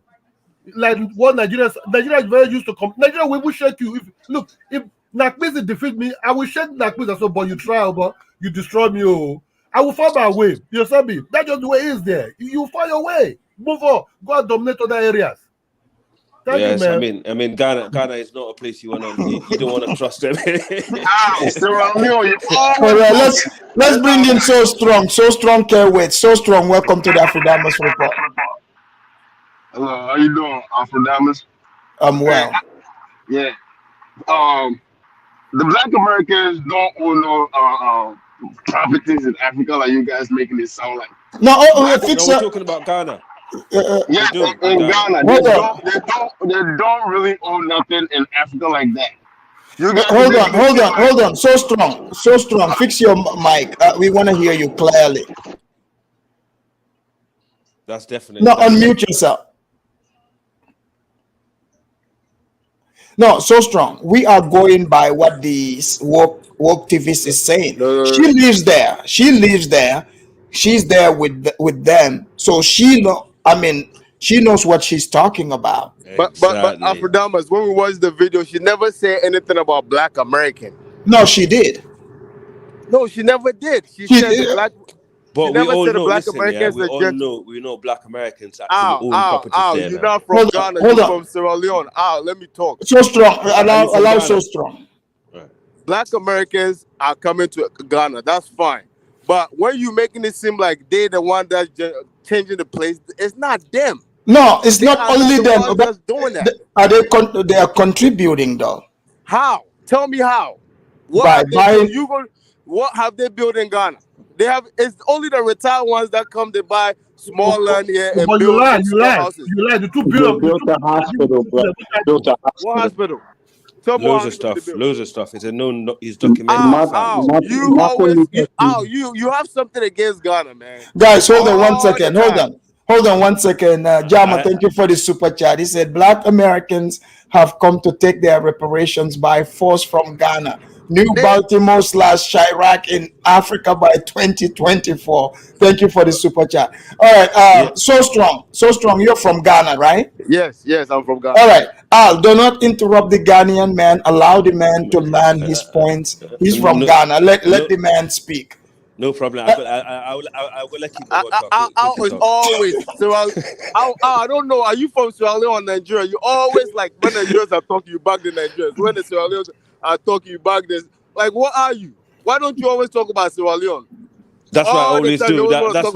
That's what I always do. But I do get into different politics and different topics like we're doing now. What's your problem? But you don't like Ghana. I think some Ghana girl probably chop your woman or something. I don't know. Some Ghana guy chop your woman. I think so. Please continue laughing for me. This guy. I don't know, man. Well, that's what happened. It's so strong because you were taking shots at Ghana. That's why so strong that come strong on you. Ghanaians are bush people. They are man. What does Sierra Leone have? Talk about Sierra Leone. Hey, Afrodamas, let me tell you something, man. Go ahead. Let me tell you something. Do you want me to talk about Sierra Leone? Hold on. Let him talk about this. Go ahead. Okay. So strong. What do you think about what this Ghanaian, Canadian, the woke activists? What do you think about what she's saying about the gentrification, though? See, gentrification is good, right? It's good. But at the same time, if the government is not providing jobs for people to be able to afford to live in those areas, then there's no point. They're better off living poor, living how they were. Because how will you come change a neighborhood that was all like they don't have jobs over there, and then you up the prices, and then they still can't pay? Where will you take them? You gonna move them to another place in a village somewhere? Like, what will you take them? These people have been living there their whole life. But the people that come, the properties they are getting, they are buying it from previous people that own it, right? Right. So they're not taking from anyone. They're using their money to buy property and developing that property. So if it's not African Americans, then who is There's it? nothing wrong with it. But as long as you say what? Let him finish. Because it's not Black Americans. It's not African. Let me tell you, Afrodamas. Let me tell the people that's developing Ghana. The people that's developing Ghana or Accra that I know of, it's mostly Europeans and Africans that's in abroad. It's not the Black Americans. They're not doing nothing in Ghana, man. You guys keep making it seem like they're the ones that's in Ghana building. What are they building? I have some videos, of evidence videos. I'll be doing a series called Living Black in Ghana. I'm gonna start those series. Okay, they're renting places. They don't mean they're building. There are some that are building entire communities. I have videos. Afrodamas. All right. The East Legon that you guys are talking about, right? My father-in-law have a house over there. So that's an expensive place? It is an expensive place, but the houses has been built long time. Some people have been building it years ago. They've been in abroad, they've built those places and they rent it out. Okay. Yes, but it's not Black Americans that's coming over there to build. This place been there. So why is the woke TVs focusing on the black being the gentrifier? Afrodamas, I never heard anything about black, man. He just said that they're gentrifying the place. He never said anything about the blacks that are gentrifying. No, she did say the face of the gentrifier is black. I can hold on. I can run it back. Which could be Ghanaians too. That's in abroad. If you talk about Africans that's in abroad, that makes more sense than you saying Black Americans. Black Americans are not doing that. But why would she have problem with a Ghanaian who or Ghanaian born and raised that went abroad, and she can't complain about them because they're from there, right? Okay. She's not talking about Ghanaians.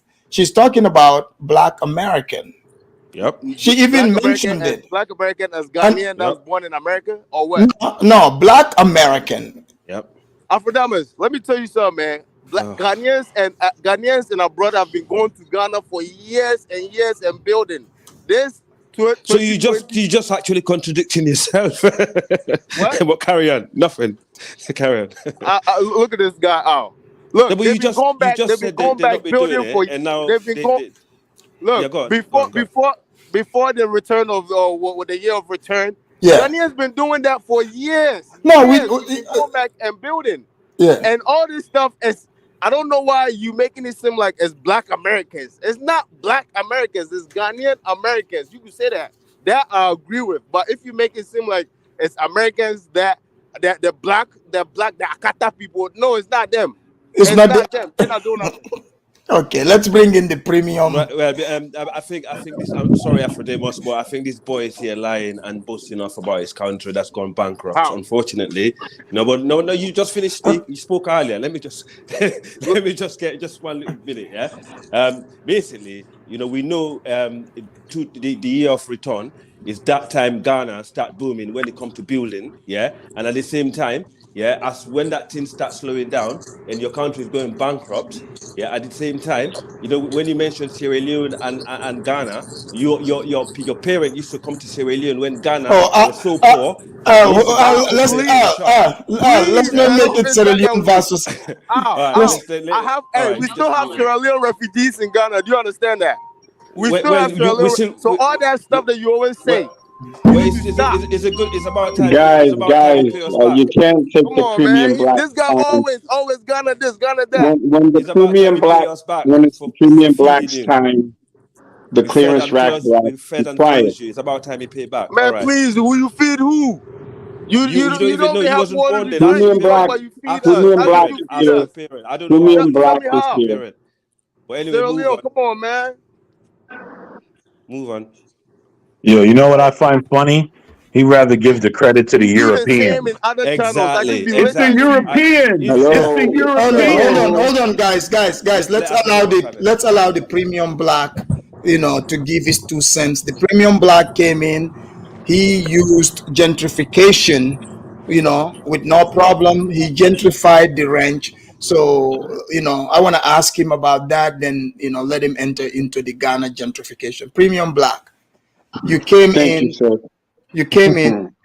You did not. Why did you come and take the Ambazonians ranch? Because Ambazonia, number one, is not a real place. It doesn't even exist.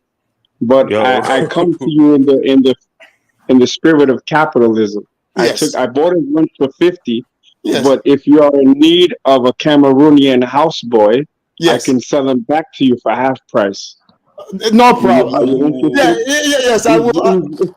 I wouldn't trust him in the house, but he's very good for yard work and carpentry. So you would I would actually I would take him for half discount. Afrodemus, you're really kind, that, bro. You're really nice. All right, but guys, check this out. By the way, I'm still blocked, so I think You're black? The other guy from yeah, I'm still black, so I have a wrench, Hold but on. I can't Yeah, I'll comment. fix it. So I'll fix thank it. you so much. Yeah. Yeah. So that's why I'm selling him for half price, because he's a cheeky bastard. Now, as far as the brother talking about Black Americans haven't done anything in Ghana, um, I'd like to respectfully correct him on that. There are thousands of boreholes we have built, your people. Boreholes. I built a business in Ghana. There's a lot of projects. There's a guy named Tyrone Jamar who built a medical facility in Ghana. We're not, a lot of us that are going there aren't millionaires, so we do what we can. But it's a really sad day when the beggar has the nerve to try and look a gift horse in the mouth. You should be glad that we're doing anything for your country, since you're not even there doing nothing for Please, your we own don't need people. you. Gunshot Yeah, for yeah, that. you do. You need something. Hold on. The No, we premium black is don't. still speaking. Fix your The country. premium black is still speaking because your government, them are beg Black American to come and invest in your country, right? We never beg So nobody. you can't talk about us. At least Nigerians had the wherewithal and the pride not to beg the diaspora to come and try to save you. Okay, so It before wasn't you for you talk crap guys. It was about for us, that diaspora that make got their sure Put ass some whooped. that sense. Put you're some doing sense in stuff his in your brain, own please. country, because I probably invest more in Ghana than you, my friend. Yeah, Yup. Yeah, okay. Yup. Yup. yeah, Yup. yeah, Yeah, yeah. okay. Okay. Yeah, no, really, okay. Okay. Your name they be so Please. strong, but your arguments they be so weak. Oh, No, he's so weak. That's why he call himself so strong. So Yeah. Premium Black, what do you think about the woke TVC's take on gentrification? well, look, the woketivist is actually everything that's wrong with the diaspora going back to Ghana. Mm-hmm. She's not well spoken. She's not learned. She doesn't know what's going on. She just honestly, I think that something's not 100% up there mentally, which is why I have to make a very clear distinction that she is not a black. She is a Canadian Caribbean, and you Africans love to have this Caribbean African connection. So I say keep that energy and keep her on your team. She's not a black American. But so do you think, because this wokeness have seeped not only like on the streets of America, it seems like every black country have their fair share of their wokesters in the West. And, we generally focus on they say FBA, but there are some other blacks coming who are Africans and they're addicted to this quote unquote activist stuff. And they're bringing that with them. Yeah, because they've been spoiled. So, since they've been gone off of the continent, they don't have to deal with what the average person living on the continent deals with. So they go back with a sense of black American privilege, right? But that doesn't last too long. You know what I'm saying? So I really think that they need to get a reality check. And people talking, let's talk about the gentrification for a second. I was one of the first people to call out why the year of the return was a bad idea. And I gave specific examples, small examples of why diasporan, specifically Black American presence, because we have the most money, because we're the premium blacks, would have a negative effect on the local population. People will pass over native Ghanaians for rides. I mean, in terms of taxis, they'll rent to us instead of Ghanaians. The price goes up. Ghanaians are feeling the ripple effect of the Abroni price. So I am totally against this neo-gentrification of Ghana by Black Americans. And actually, Black Americans don't even come from Ghana. They should really be reaching out to Jamaicans. But guess what? Jamaicans are broke and bummy. That's why they flee their country to come to America. So there's no money there. That is from I think that Maisie should keep the throne for now. He should keep it. He should keep what? Well, it should keep the throne, and also maybe it should give Judith the smaller seat. Well, I actually think she's dangerous. She's dangerous. I think she is dangerous. As I said, and why you say that? Because who she's speaking with is she's speaking with the Europeans' tongue. And what that means is, guess who she's going to bring in? The people that so strong want to build up his country. Yeah, because she says she's NGO, which is non-profit. So she's not in the business of making money. It takes money to build. You're right. Then if she is saying she's for those poor people and those people don't have money, she don't have money according to her, even though she paid 2 years rent in dollars over there. And then you're right. Who's going to be sponsoring the improvements she is thinking? Yes, that's what I'm saying. Listen, all that rhetoric that she's spouting, no Black American, no African really goes with that. The Black American that you see leading those organizations, right? Those are all paid and bought by Europeans. So she's paid and bought by a European, going back to the European, telling them what's going on, because they also have a strong desire to crush anything that Black countries are doing, be it Black Americans, be it Jamaicans, no matter what. And so she's dangerous. Interesting. Yep, and I said that from the beginning, and that's the cynical side of it. So I think someone needs to mute. So Strong, your audio is messed up. Can you fix? Go ahead. Yeah, basically, she's very cynical, just like what this guy that came in trying to do as well. I mean, if a group of people came to your country and they bought houses or they invested, open shop, they're employing locals, you shouldn't be coming to the panel and dismiss that and actually dismiss them. That is wrong. And I think that's a typical trend of Ghana. And that's where Ola, was right. That they have to be careful, because I think she's talking fear into the Ghanaians via NGO, and most of these NGOs, they got white people connected to it anyway. So she obviously have her own agenda, based on what I heard and the way in the body language that she actually. Oh, why do you like to start fight with Ghanaians? No, man, but listen, right? It's not right. Okay, no, let me. Can I answer the question? All the time. You got something against. Can you mute for a minute? Let me just speak. Yeah. Can you mute for a minute? Okay, yeah. So I have nothing against Ghana. After doing what when we was young in Sierra Leone, we had tons of Ghanaians, you like picking fights with Ghana? No, but I don't. I just don't like how they treat other people that goes to their country to help them out. And people that help them out, they don't show appreciation to them, and they always use, it's like they always extend the left hand when people give them the right hand, and that's actually wrong. That's not part of our, our ways. And when that's totally is against everything I believe in. So it doesn't matter if it's Ghana or Sierra Leone or Nigeria or any other country, I will be the same towards them. No, not you because don't. It's Ghana. Oh, you don't. That's you always support. You always support the Nigerians when the Nigerians are talking. I don't know. Do you know why? Because Nigeria. Just because you fuller. I don't know why you think you play all sides. When it comes to Ghana, you always do the same thing. You always want to say something about Ghana. Oh, Ghanaians are traders. Ghanaians are traders. Yeah, that's what you do. Ghanaians are traders. Though in Europe, they've been trading people for the longest. Ghana help a lot of people. What have Sierra Leone done? We helped you out years. We helped you out when you was. Hold on. And St. James makes a good point here. He said, why can't they own their businesses and hire whoever? Why can't Africans?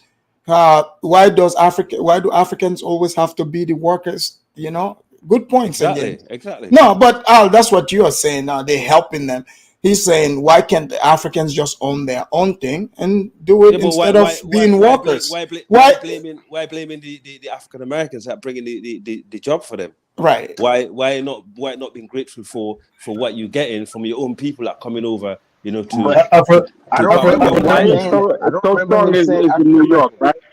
But then, hold on, guys, one mic. Exactly. But then she would rather probably have white people to come over to, you know, and just like my mind is busting. Oh, it's Europeans that build this. Oh, it's like he's so proud of it as well. He's like all hyped up and all that kind of stuff. No, that's that. You know? Look, he's. You're picking on him, but he was just stating his points. He didn't show whether he's happy or not. That's the mentality I can. That's the take I got. That's the impression that he gave when he came on. So he came flying like a pigeon and landing on the windscreen. Oh, jeez. Jewel said, "Hold on, guys. Hold on. That'd be nice, you know, hold on. Game Jewel have a different take. Game Jewel said, Ghana is not the only place to take refugees. Oh, shots fired. Exactly. Always talking smack. Wait, but hold on. Yo, aren't you in New York so strong? I'm all over. You can't tell where I'm at. Yeah, I can tell because you have a New York accent. No, so the same Akata you that throw shots at, you sound like an Akata now. Go back and build your country. I sound like I'm speaking English. Nah, you sound like you're in New York and you're on a Cricket Mobile prepaid. Go back to Ghana and build your country. My country is building. I'm not worried about that. My country is building and I'm helping too. Yo, which dollar van you drive? Which dollar van route you drive? Flatbush? Kings Plaza? Where you drive? Funny. Hold on. Nagmizi, the activists have started marching for Judah. They have started it. They say Afridamus Judah is internet homeless. Oh, so man. And he shall remain homeless, just like and Begonia doesn't exist. He doesn't exist on the internet. Please, you need to rescue him, please. Hold on, guys. Let's bring in Zongo. You know, our Ghanaian ambassador. Oh shit! I'm in trouble. In the house. I'm in trouble. Zongo, welcome to the Afridamus Report. Hey, greetings, Afridamus. Greetings to you, and greetings to the panelists. You were able to join the daytime show. You were asking, you know, if people don't go to work. We're doing work over here. Zongo, what do you think about the gentrification? What the Black Ghanaian worktivist is talking about? Yeah, I think a lot of you. I mean, some of the panelists are pretty much like. Like they've taken the topic extremely seriously, you know. Right. It's just like you're trying to draw a comparison about a lot of the Black people in the Western world complain about gentrification. Because a lot of the time they just see things in terms of white and black. But then when they go to developing countries like Ghana, the same phenomenon that exists in Western society is what is being replicated in the same society, right? Right. So I mean, hey, you were just spot on. I think you're absolutely right. There's nothing wrong. Yeah, I know. I was on it until the tribalists showed up. Who was the tribe? You mean who? Our West African tribalists. Yeah, I mean, you come and you trying to, man, come on, stop it, man. You know what? As soon as I saw so good, I thought, oh shit, I'm in trouble. My brother. It's not about. I think the overall objective of today's segment has been overlooked, and people are just speaking about other stuff, conspiracy theories.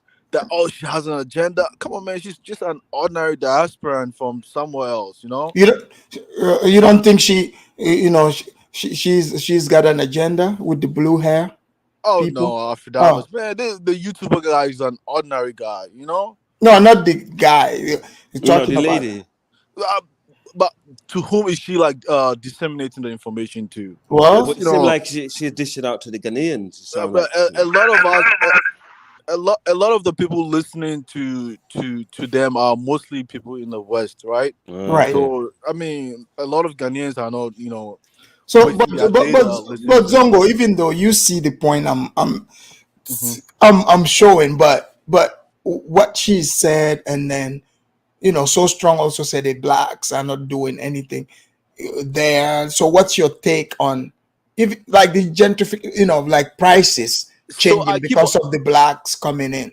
I keep on saying, you see, when Western, Akufo-Addo government said he went outside to call diasporans, I mean, right, literally, he's also calling for Ghanaians in the diaspora, actually, right, So it's not just only Black Americans. I mean, he called for diasporan Ghanaians in the US, in Canada, and elsewhere. So they all like come back to Ghana. So when they say like, oh, diasporans are generating like money for Ghana, it's not just only Black Americans. It also includes like Exactly. diasporans. No, yeah. no, I agree with you on that. Zongo, our diasporans started coming in just a couple of days ago. Plane full of white women. Those are our diasporans in the Ghana. But but Afidamos, right? But in actuality, even what the government is really requesting for, right? Right. I don't think that's what their target is.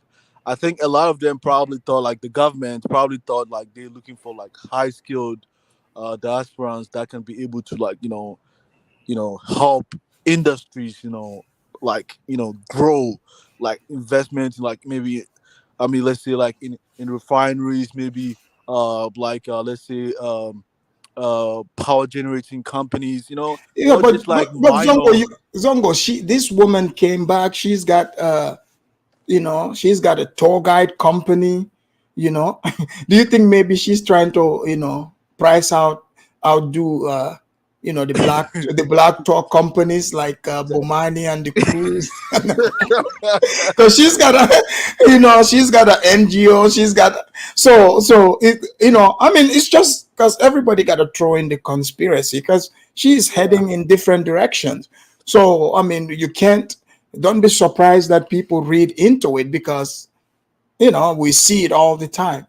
Do you But think it's like? Huh? I'm not gonna lie to you. I mean, a lot of the diasporans, I wouldn't say Yeah. like all of them. A lot of them that come, they don't invest like significantly. Right. Like it's not what like the government of The- Ghana expected actually. so you're saying the government of Ghana is disappointed? I think so. I think they are. I mean, because they are expecting they. Akufo government. You know what he promised the Ghanaians? He promised them every district you have a factory. But Django, One district. how can you really put numbers on that though? Because when you look at the president, he keep borrowing money from the IMF, and where's the money keep going, and they keep borrowing to the point where his country is actually bankrupt, and you have like so many foreign investment coming in at the same time, and so is it because is it because of the African American numbers, or is it because of the way he managed the economy? Man, like I don't know about other African societies, but in Ghana we have like our economic system is like pretty much two, right? You have the informal sector and the formal sector. The informal sector is majority of the Ghanaians they don't save their money in the bank. They don't keep track of a So lot it's of like Gambia, like across the board, West Africa. exactly right. So they can't track it. In order to like to function as like a proper So country like Western how do they tax societies. businesses in Ghana then? It's hard. It's hard. I mean, a lot of people that work for government, they take the tax. They might even like strike a deal with the business people and take the money and put it in their pocket. It doesn't go to the government. Yeah. So the GRA, the Ghana Revenue Authority, relies solely on the formal sectors, which is the companies that come in. So it's Yeah. really hard. It's really hard for them to tax, and the people are also part of the problem. They don't want to, pay So their Ghana is taxes. in trouble, and so So Zongo, what do you think about Al's take, and Kidola said he's not surprised. This is a Ghana thing. Like what? was gonna get me into trouble. No, I didn't hear what he said. Can you repeat what? I didn't hear that actually. No, they're not surprised about the Ghanaian hating on the blacks Oh, like in terms of what actually? because the blacks are doing well over there. And now you guys want to hate. Oh, in Ghana. Yeah. But for that, I think it's normal for every person in a lower income segment to hate on someone who's on top of you, right? Even in Well, America, like if you well, we come do to have haters. Yes. yeah, I mean, Yeah, if you come to yeah, America, you see like even the blacks, they're always hating on white people because they live good and something like. It's no different if Ghanaians are also hating on them because they live better yeah, than them. I'm not yeah. gonna Go lie to back you. to When I what. was in Ghana, and I wasn't getting no job, I was hating on the Lebanese too. I'm like, these people, man, they ain't got like But this is Afrodemus, my country, that's man. Oh, why I you. deserve to get money, man. yeah, But oh, now I so think you were hating? yeah, I was hating because I'm like, damn, my country they live larger than me. Like I kind of hate on them too, right? But Yeah. now I think different now because I mean I live good now, you know. Yeah. So it's like that. So it's about Zongo, poverty. you're always a straightforward guy and honest brother. But that's true. But Afrodemus, what you said earlier at the beginning of the show, I was listening. You know, where black people get the confusion between racism and class. Right. And this is a great example of what he's just actually narrated there, isn't it? This is true. Yeah. But Al, I noticed when Zongo came in, Yeah. your tone changed. That's my that's my Yes, house because brother there, fam. Zongo's a soft-spoken guy. That's why. No, that's my house. That's my house brother there. I can't do Zogo have a lot of money now, you know. Zogo never hit, really, Zogo never hit of nobody because Zogo is also idols house in the East Lagoon. You understand? So Oh, Hey, I'm not gonna lie. See, when I was in Ghana, man, East Legon is like a high end area, you know. Yeah. So Zongo, this woman that is complaining and she lives there, she's talking about people shouldn't pay in dollars, but she obviously paid the rent. Do you think she, the local person that she's quote unquote advocating for, do they have the same experience as her? Do they? I don't think so. Because even I think like last week I was looking at homes in Ghana, and I'm like, man, because now my taste has changed, right? I want something similar to the Western standard, and it looks Oh. like the places that you're gonna like is mostly in East Legon and those areas, right? That kind of matches the Western standard. So Zongo, you don't want to go live in what's the name of the place? She named it. Is it Saint Jets? No, Saint one of the places that is hood. So Zongo, you don't want to live in the hood? Oh no. In Accra, preferably. I don't come from Accra. I come from a neighboring city right next to Accra. It's called like Cove Town. Cove Town is way better than Accra. It's greenery, like it's mountains, like But a lot of people just want to stay in Accra. There's a lot of pollutions and stuff like that. I don't know Okay. why a lot of people are just concentrated in this congested areas. For me, preferably, I like to stay in the mountains where I come from. Yeah, can I just say something real quick? Then I'm gonna leave. Go ahead. So I understand the point of the show that Afrodamus is having, right? The thing that I'm saying is that, and you said it, the people that's in Ghana, they're not listening to her. But the people that she's talking to in the West, the people that she's talking to in the West are the people that come and destroy what's being built now. So you can try and dismiss that, but what crowd is she talking to? And that's the question that you have to ask. Coming in there with all that rhetoric, I agree. The people of Ghana don't care. Most black people, well, African black people in all these countries, they don't care about what she's saying. But there is a crowd that cares about what she's saying. Mm-hmm. And when they come around, they don't come around to help. As we've seen, if you were paying attention in America, they don't come around to help. And I think that some of it need to be taken serious, and she might need to be ran out of there because she's not going to make it better with that type of rhetoric. No, that's and who she's attracting. Yeah, I agree with you, man. Yeah, it's need to be looked at. It's quite interesting actually when you think about it, and she's quite I'm you not know, saying deep like into. I'm not saying like they're not gonna listen to her. It's like it's expensive to buy data to watch a live video on YouTube. Yeah, yeah. And It's mostly hold on, shout out to Audrey. Audrey, I saw your PayPal. You know, you bought that wrench. Mimi, Audrey is practicing capitalism here too. You know, you see, she's got that Nigerian, you know, blood in her. She's Nigerian. So After Nigerians are not afraid of practicing capitalism either. You know, yeah, Niger know they lasso.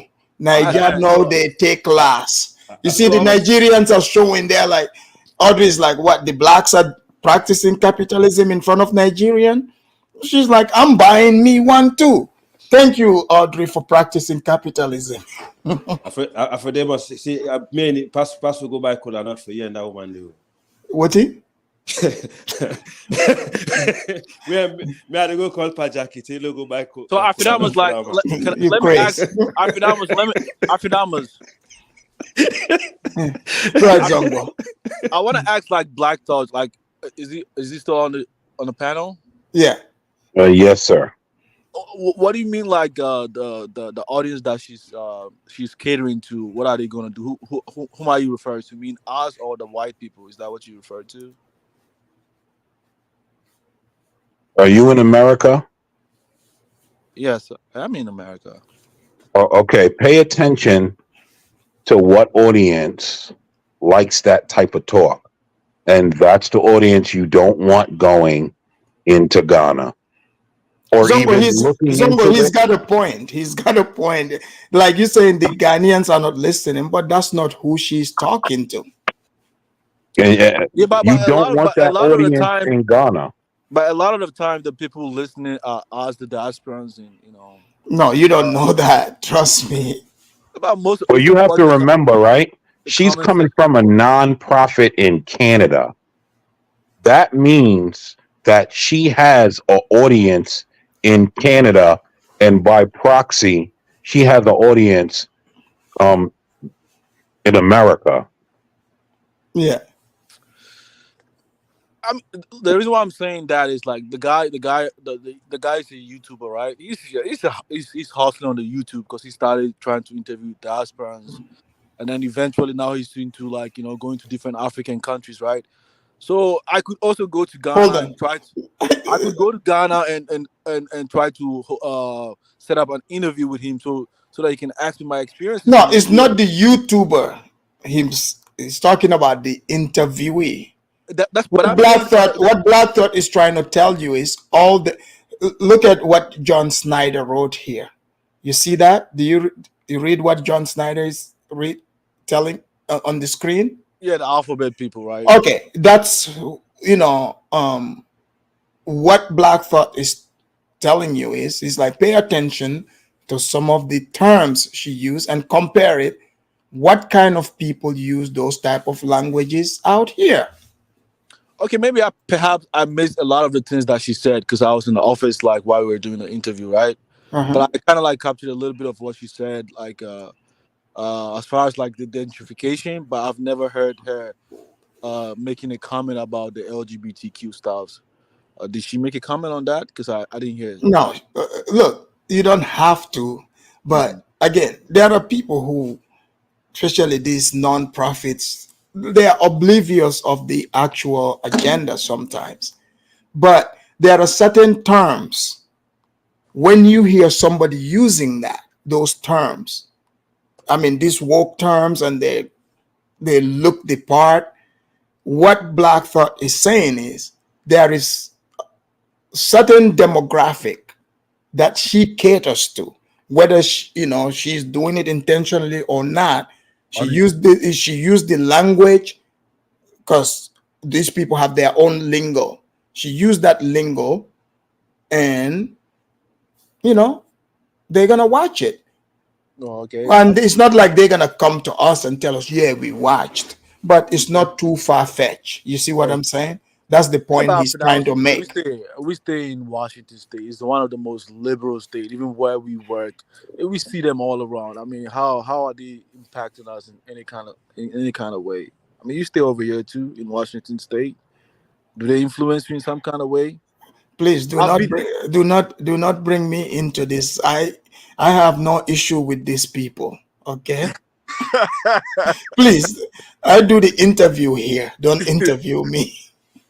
But I mean, I mean, hey, Let's bring in while running. While running, welcome to the Afridamus report. While running, are you there? We can't hear you. Unmute yourself. While running. I think he's running wild, Afridamus. Yeah, are you there while running? Man, fix your audio and come back. Anyway, I'm gonna get out of here. Thank you, Afridamus. Hey, Blackford, hey, good seeing you again. Thanks for coming. Yes, sir. Yes, sir. All right, man. Let's bring in St. James. St. James, welcome to the Afridamus report. Thank you for having me, man. Hey, no problem. St. James, what do you think about your neighbors getting gentrified and the woke activist is complaining? Yeah, the reason why I call is that I just have a few questions. We have a few Ghanaians on the panel, right? Yes. Yeah, didn't the chief of I've seen videos where some blacks, Westerners are building on land given by the chief and Asable. Yes, exactly. Yeah, yes. That's why I'm going to show those videos. They're actually building on those lands. Yes. I have seen a lady who I believe you've mentioned. Yes. All I'm showing is big mansions, big sizes, like. And she said after taxes and everything, she paid about $1,000 to get the land. Yes. You know, which it was for free. Which is a very good deal. So I just wanted for us to just talk about those kind of things because, you know, when you're talking about gentrification, of course it scares people, you know, like you see the diaspora overseas working and thinking they can come back and buy land and you get this kind of talk. Yeah, it gets scary. It doesn't have to be a black Westerner. It can be white, Indian, whatever, you know, it gets scary. You know, would we have land when we come back? And, you know, those are kind of, you know, what I'm trying to talk about. If people are going back to Ghana and they are getting good, decent land and building big houses, that should be praised on the Ghana side as well, correct? Or this is something we shouldn't be mentioning? Like, no, I'm actually gonna bring shows on all those, you know. Yeah, you're just ahead of me, but we'll bring that. Yes. Oh yeah. So I was kind of like, you know, I was kind of not confused, but I was like gentrification. No, but that's the thing. Getting land at a good cost. I was like, you know, maybe you're talking about Accra, the free land. She's talking about Accra. Yes, you know, I guess Accra is the hot spot. I guess Accra is Atlanta. Right. You know, right. But you know, there's other spots that you're talking about the free lands. Yes, I'm like, right. Can I respond to that? Sure. Go ahead. So I think like what it means by gentrification is that, you know, when the diasporans come, they kind of like increase the prices of rent in those areas, and they kind of like forces those like landlords to charge higher costs, thereby pushing the existing like tenants to other like cheap areas. Does that make sense to you? Yeah, it does because the landlord kind of they smell the money. Okay, these guys are coming from overseas. They're paying dollars, maybe in pound or whatever, right? Yeah. So exactly. They're looking at it like, let me increase the rent so I can get more money. Exactly. And on the flip side, it hurts the locals because they can't rent anymore. They have to be pushed away from wherever they would like to live, right? Yeah, capitalism, right? Right. Yeah. I mean, capitalism. Yeah. After that was the government. To me, right? I believe. I believe there is nothing wrong here, but I think the government has to ease there for the locals as well. Like I don't know what kind of program they can bring in so the local can also afford those places. I don't know. Maybe I don't know. So maybe they should anybody that is squatting in those areas, because those are hot areas, send them to the upcountry village. Let them start farming. The country needs their farming game No, up. but after that, I agree with you, right? Maybe how about free taxes to get all these farmers equipment so they can start something? Free taxes, do some. I mean, I would, if I have a place to live, I don't mind wherever. In my country, wherever you put me, I'm good. They need to clear Accra for the blacks. The blacks are coming, and they are coming in numbers. Right.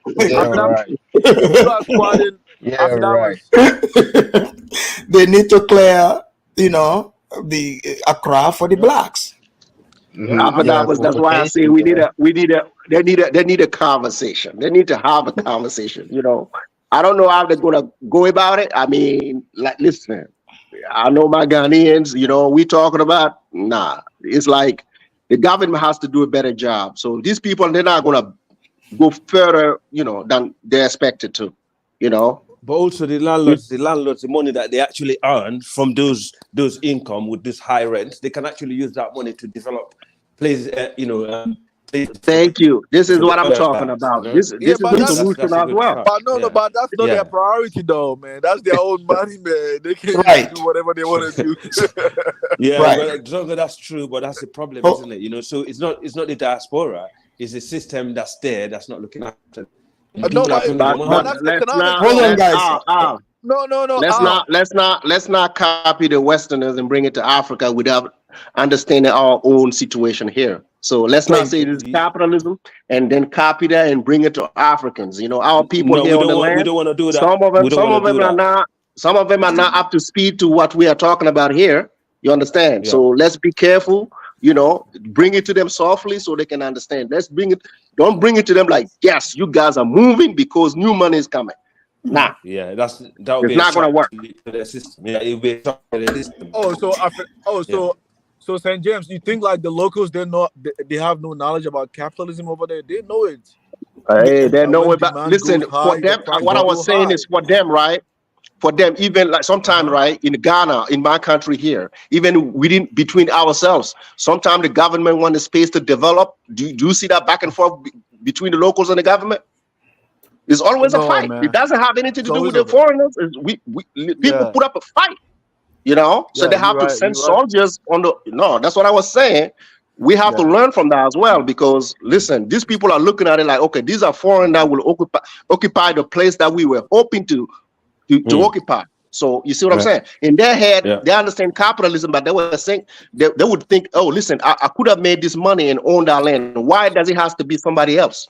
You mean St. James? St. James, how Judah got gentrified? Oh, I didn't know. Is it? Man, have you guys seen some of the properties they sell in Ghana? It's outrageous, man. I know. They have the American prices on them. Yeah, because like when you see properties, it's not even equivalent to what we have over here in the West with good roads and everything, but it's like extremely exorbitant. Why? Because they have these people trooping in, and then they raise the prices. Zongo, you're right. Sometimes you got to look at the new developers as well. If they are foreigners, what do? They will tend to attract the people that have more money. So the price will also go up because the market is not going to be the local Ghanaian. The market is going to be the people that come from overseas. That's why I say the government has to bring a program, because you're talking about capitalism. And in fact, there is nothing wrong with what they are doing. But for these Africans that live here, trust me, they will find a way to have a problem with that. No, I had problems with that when I was in Ghana. Listen, we know what happened in Liberia. We know what happened in Liberia. Right? All right, guys, let's bring in Running Wild. Let's see if he fixed his microphone. Afrodamus, I'm really surprised that you would have a sexual predator listed as a sexual predator. Wait, hold on. Look, you're not gonna come here and start making this type of allegations. Can you please stick with the topic, sir? Thank you. Spellcaster. Spellcaster just neutralize Audrey's power. So Audrey, it looks like another black. Blacks are not letting the Africans hold any range today. The blacks are. I'm sorry, guys, but spellcaster Audrey. Sorry, another black came after you. You know they don't want any African to hold that range, so I have to remove your range. All right. Thank you, spellcaster. All right. Continue, Mr. Running Wild. You know, can you stick with the topic too, please? I'll stick to the topic. The topic is basically saying that the bastard. Wait. Okay. Can you just stick with the topic and not, use these terms, sir? All right. Africans should just do their best to know that Africans themselves should be the ones to rule the continent, should be the ones to actually spur its development forward and all like that. So we must stay in that fact. We cannot wait for other people. And hold on. Is this this is Dirt? No, this is not Dirt. This is Dirt. Well on Dirt. Didn't the blacks buy your voice? They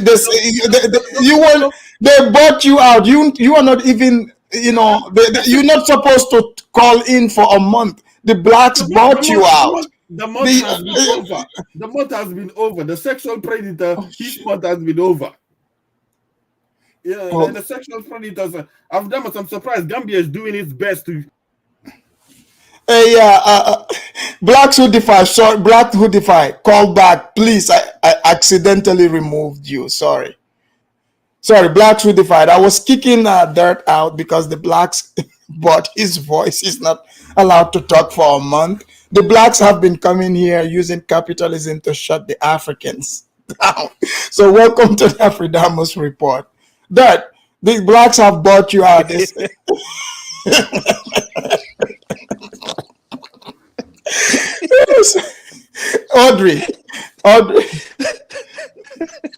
Audrey, sorry, spellcaster took you out too. So, Blacks Who Defy, unmute yourself. What do you think about the black activists complaining about black gentrifiers in Ghana? About you said black activists gentrifying. No, the black activists. You know how these people get addicted to. Oh yeah, they come there. They get addicted to. So now, she is in Ghana. She somehow is saying the blacks are the gentrifiers. So I'm like, wait. So now black Americans are the ones gentrifying the other blacks in Africa. So she wants to complain as usual. Does she not like that? Does she not want black people to come over there? She herself came from Canada with that, but because she's original, she's from there. So, but she's got blonde hair. In Africa we got. That's what she said, but she came from Canada. Okay, but so she's Canadian-born Ghanaian. She says she's Canadian Ghanaian. Yeah, Canadian-born Ghanaian. That's what it means. Yeah. That's weird. That's very weird. I thought it was the year of return or something. Isn't it the year of return? Isn't that? Well, yes, it's the year of return in 2019, but isn't that what they were shilling for? Isn't that what they wanted? They wanted the commerce that black Americans brought or something, right? So why is she complaining? She's exactly upset. Astros. Look at what Astros is accusing me of. Afridamus is giving a supply of Africans to be bought, like his. Hey, listen, he's right. Where's my beachfront property, by the way? Which one? The one that's on the edge of Timbuktu. Yeah, it's over there still. What? Look at the black activists now coming after Afridamus. My own Gambian sister Mimi. Wow, the blacks just bought Afridamus. No, you see, this is what they do. These activists, they don't want to come and pay. They don't want to come and pay. But when other people, the capitalists come, they're using their money to be capitalists. They start accusing the landlord of selling out. I'm not selling out.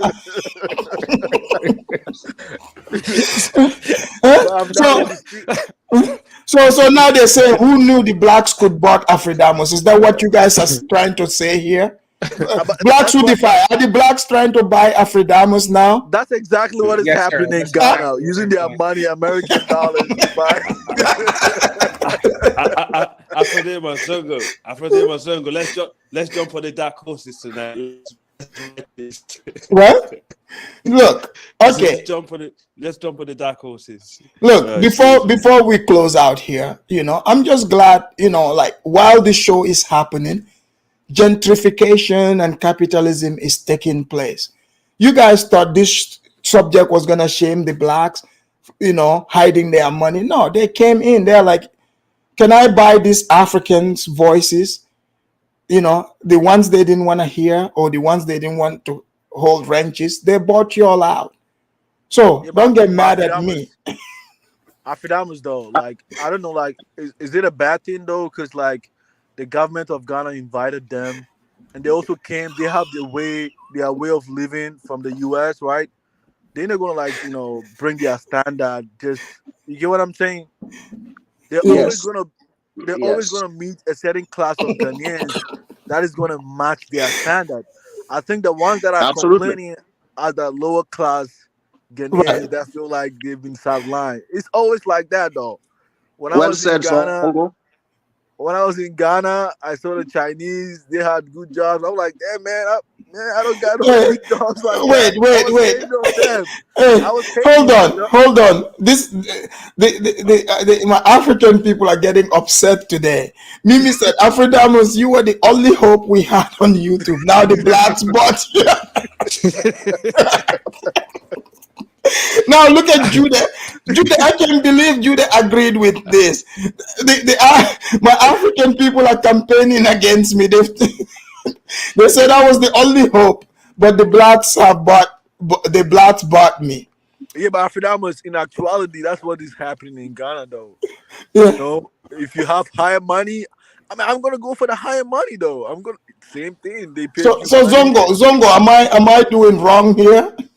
I mean, you believe in capitalism, so it's not a bad thing, That's right. Nakbizi came with a special package since it's about to go. Nakbizi found out how to requisition the Africans in this package. Ola, you know what, Ola? What they don't understand is Nakbizi is like, okay, so you want to talk smack? This is how it works in America. Like, okay, you want to talk smack? How about people don't hear him? How about I just buy him out? He talks bullshit. So the Africans, this way it goes, huh? Money speaks, bullshit. And Ola, look at it now. Mimi and Judah have teamed up. They are out there with their signs. Afridamos against me. Afridamos. Yeah. If I was in a chat, I would have done the same thing, man. I'm on the panel. That's why. Afridamos, you're gonna traumatize Judah. Now you done this, bro. You're gonna sleep tonight, bro. Are you going to save Judah? What, me? Afridamos, for real. Are you actually asking me that question, fam? Come on, man. You know, Judah came specially just to say hi to me. Oh man. Yeah, Afridamos, can I say something though? What? Regarding like this topic, I think the system that we have, I don't know about maybe Gambia, the system that we have maybe in Ghana, economic system, it's not viable, because like all these like fancy structures that you're talking about, they are building and stuff like that. It's not really catering towards like the locals staying in that country though. It's mostly for people from outside. Because the prices... Zongo, the blacks are ruining African societies. Because look at now, we have black activists on this YouTube street. Judah have turned into black activists. Look at what he wrote. He's literally talking Afridamos sold out to the community. So in other words, didn't you know in that's other the reason words, why I'm here? in It's to other come to words, rescue you. That's the reason why I'm here. You know, it's to come rescue you. in other words, they Yeah, want you go to on. be a socialist, equality across the board. Don't let money decide your Look, way of thinking. look. Money is not deciding anything. The man came, he saw the wrench, he wanted it, and he asked And he how took it. much, and he took it. I mean, Capitalism, baby. blacks who defy. You understand that? Capitalism, unfortunately, but that's what it is. Yeah, Yeah, but but now blacks who how all of defy a sudden, the blacks have bought Afrida. The Afridamos is sold out, according to. black Afrikaners, let me ask blacks who defy. So when white people gentrify the black communities, do you complain? No. You Oh, okay. You don't, man, We're on the same Zongo. team then. We are on the same team now. Okay. Yeah, Amazing. Zongo, you Okay. must not know me.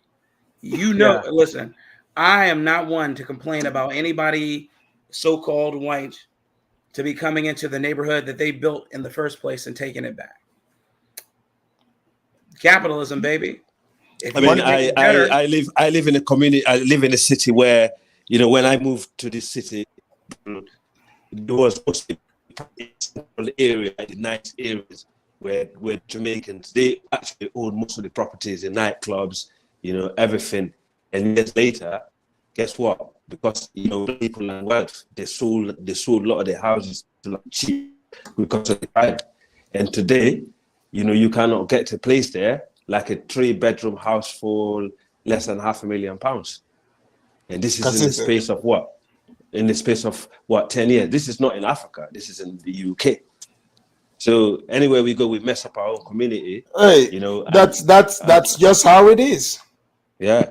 And Zongo, in Ghana, right, in Accra, a lot of those buildings that even other people are buying. Who, like generally, who are the people that own those properties? Does it belong to clans, or it's mostly individual properties?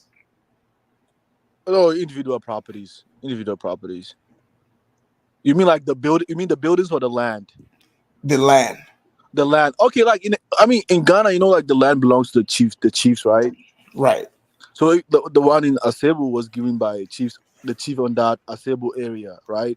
I mean, according to him, he said he wanted development in his community, not the whole of Ghana, in his community, to attract investments from the diaspora. That's why he gave the land over there, so that his community can benefit from it when they build schools. And it's not a bad thing if you look at it from that angle. So it's community owned? Asebu, yeah, it's for the community in Asebu, yeah, for the chief in that area. No, I'm talking in Accra. Afadams. Yeah. Accra, the land. I got a question for Zongo. Can you add it to your point? Like in Asebu, right? Asebu. So how much would it cost for a local to get a land? Asebu, not Accra, Asebu. Asebu is a local Ghanaian. Mm-hmm. You have to understand, Asebu is like an area, it's like a small village or something like that. Let's say which is under the control of a particular chief in that area, right? And he demarcated that land mainly for diasporas, not just Black Americans, but even Ghanaians in the diaspora. According to the chief, he said he wants investment into his land, not the whole of Ghana. The land that he has jurisdiction over, right? So the local Asebu guy or within that area, they already have land from their family. They're not gonna struggle for land from that with the Western. So land accessibility is for the local is not a problem in that area, correct? Yeah, for the people in that Asebu, in that area, it's not, I don't think it's a problem. Yeah. Okay. They have it. Their family. But do you still know the cost though for those family who don't own lands? Do you still know the cost though? Yeah, and that's the thing. The thing is you have to understand. It's just like in America, right? Every district is different. It's not, okay. The fact that you are from Pierce County does not mean that if you come from Nevada, you can have access to Pierce County. It doesn't work that way. You have to be indigenous to that land. So the chief is just fighting for the people of his community, not the whole of Ghana. No, It's I get what community. you're saying. For an indigenous who live in a Cebu, whose family doesn't have a land and wants to buy one. You can find a land for No, I $1,000. think they Guys, have a land guys, there. It's not. why is Judah tripping here? He said this was the same Afridamos that begged me to grow his channel. Judah, why would I beg you to grow my channel? When did this happen, Judah? Well, Judah, you don't have to be upset. This is just like you live in Utah. You know what capitalism is like. But Okay. St. James, like mostly in the remote areas where like a lot of these families, they have land, they farm. I don't think they have issues with finding land actually, because most of them, they have farmland that they grow their foodstuffs on. Huge lands. Wow. Okay. Guys, Yeah, Judah is really mad at me today. When Africans are trying to build strong community, like for these instance, hungry Africans are selling out. Judah, hey, Judah, you feel free to buy the ranch back, no problem. like You for know, instance, like jeez. St. James, like I stay in Cove Town, right? But in my grandmother's homeland, they have land. It's easy for me to get a land over there, but nobody want to stay over there. People want to stay in the city. Asebu is not like in the city. It's like a remote area outside. There's not Why even don't you? grade over there. So basically, the people who are going to a Cebu will turn a Cebu to a city. So why are you Exactly. fighting to a city that's already built? Why don't you build a new one? So that's what I was Exactly. saying. Like Ghanaians, they don't trip over like I want to live in Accra. Most Ghanaians that are meeting my city here, they're talking about Kumasi, other places. They're not even talking about Accra. Exactly. I Yeah. mean, me, I don't even stay in Accra. I stay in Cove Town. I Mhm, don't. I'm not even. So that's why I say clear it and make it, mhm. Atlanta Yeah. for the blacks. Yeah. That right there would be, like Atlanta is Atlanta working for us, man? Like, No, man. Well, it will Nah. be No, but it's like a mega city, Galanta. mega city. Galanta is next nah, yeah, door. Is next door to Nigeria. But Nigerians can Damus, move in too.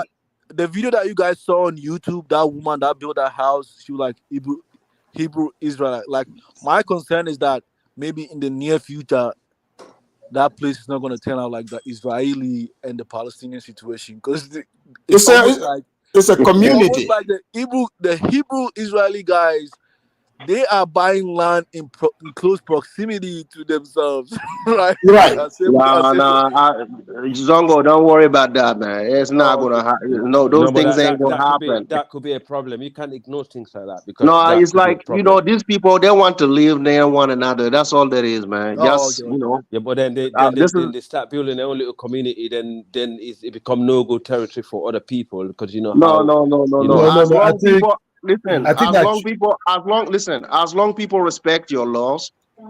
For me, in my country, if you respect my laws, you get to do whatever you want. That's all there is. Yeah, You yeah, yeah. respect Mr. my James, social norms. That's a Mr. That's James, all simple I there think answer, is. I mean, but I it's think not I as think simple their as it children will sounds. marry to native Ghanaians later. Their daughters absolutely. Okay. or I mean, their daughters or their sons will integrate into the village society there. So I don't see any risk there. Oh, okay, okay, But okay, okay. but the reality is that those people are going to turn those bushes into city, and those land will be very, very expensive later. You Yeah, understand? yeah. Because these people already building huge, huge houses. The next guy will come who would like to build bigger one than them. That's just what Exactly. happened here. Like Yeah. means just bought Judah with a very big amount of money. Speaking of, Kidola, speaking of that, look, guys, look at you're pissing Judah. Judah said an African American will never give me money to sell an African. But some They will do that. Africans are money minded. Judah is called capitalism, sir. Judah Okay. should be, Judah be very careful about that. That means it's a very you have a special package. You what's sit up with down. what's up with Judy, man? Why is he tripping? Oh, because they bought him out. Nagmizi bought his ranch from him. For 55 Yeah. euros, man? Yeah, yeah. Come on, man. Does he want it? Come on, man. Do we have to pay for it back or something? Well, I think Judah wants his, can Africans just donate and save Judah? Can people donate to the Judah Fund? And he's out here he's literally calling me a slave trader. Judah, just go ahead. Call me a slave trader. But after that was that's what the let me chief. clarify After one that was thing. that's what the chief He's did calling though. me a slave trader. Everyone is seeing this. But after that was that's true though. That's true. That's what happens though. Yeah. The chiefs took the big money and Yeah. they sold their people out. That's what happened. Okay, so I'm the chief here. Igwe. Yeah, you control the media. Our Look. African media. You control it right now. And Mimi is over here with her sign talking about Afridamos was our last hope. He sold out. This business. I forget I can't take the money on it too. They can't take him money. I can't take money. You know, see you money. He won't cry. My man, you not get that tonight, okay? He didn't buy himself. But Zongo, are you agreeing with Judah that I'm a slave trader? I'm saying like that's what happened. The same phenomenon happened, right? The white people, they brought. So Nagmizi is the white man in this case. He's an outsider. So he came and bought my. He looked in my little slave inventory and and got himself, a product. Yeah, but it's pretty much similar though. It is what it is, right? It's not about money all the time, because most of these African chiefs. That's why we keep on complaining in Africa. The leaders are doing this. They are following money too. That's right. People, they are following money. Yeah. And we complain that, why they bringing this, why they doing this, why they doing that. Okay, they are following money. The Chinese. I mean, look, Judah started it with Nagmizi. He started talking smack, antagonizing the man, and then kept blocking him. The man is like, look, I know what I'm going to do. How about I buy his power from him? And Afidamos, see in Ghana. Audrey also lost her ranch to spellcaster. St. James. I was having a conversation with one of my coworkers. Like, he's a Chinese man, right? And we discussed about like this lease system, because a lot of people from the West, the blacks, when they come to Ghana and other African, they complain about the 100 land ownership, right? But if you look at it objectively, right? Right. Most of the people in Western societies, they have higher purchasing power over these developing countries. If you're going to practice capitalism with them, they're going to end up buying all your land. So you have to restrict them by giving them a period of time that they can have access to the land. And once the period elapsed, if they have true agenda to the country, you can extend it. If not, you can take your land back. Otherwise, they might end up taking everything. That's what I was telling you, Zongo native. Not everything in the Western world should be replicated in Africa. We have to find a balance, So, like you said, people will wind up buying even your country. And that's why I'm saying, like, in Ghana, land belongs to the chiefs. Regardless if you buy it, it still belongs to them. That's how, like, they don't practice the same, like, Western way of, like, they don't do that. They know it belongs to the chiefs regardless, even if you buy it. The chief can, can just take it. Of course, they can take it if you don't agree to the terms and conditions. It's just like in America. If you buy a house, if you don't, conform to the terms and agreements, they can take it back. The government can take the land back. Zongo, that's what I was going to ask you, though, because I had a lot of rumors about, land scamming in Ghana and stuff like that. So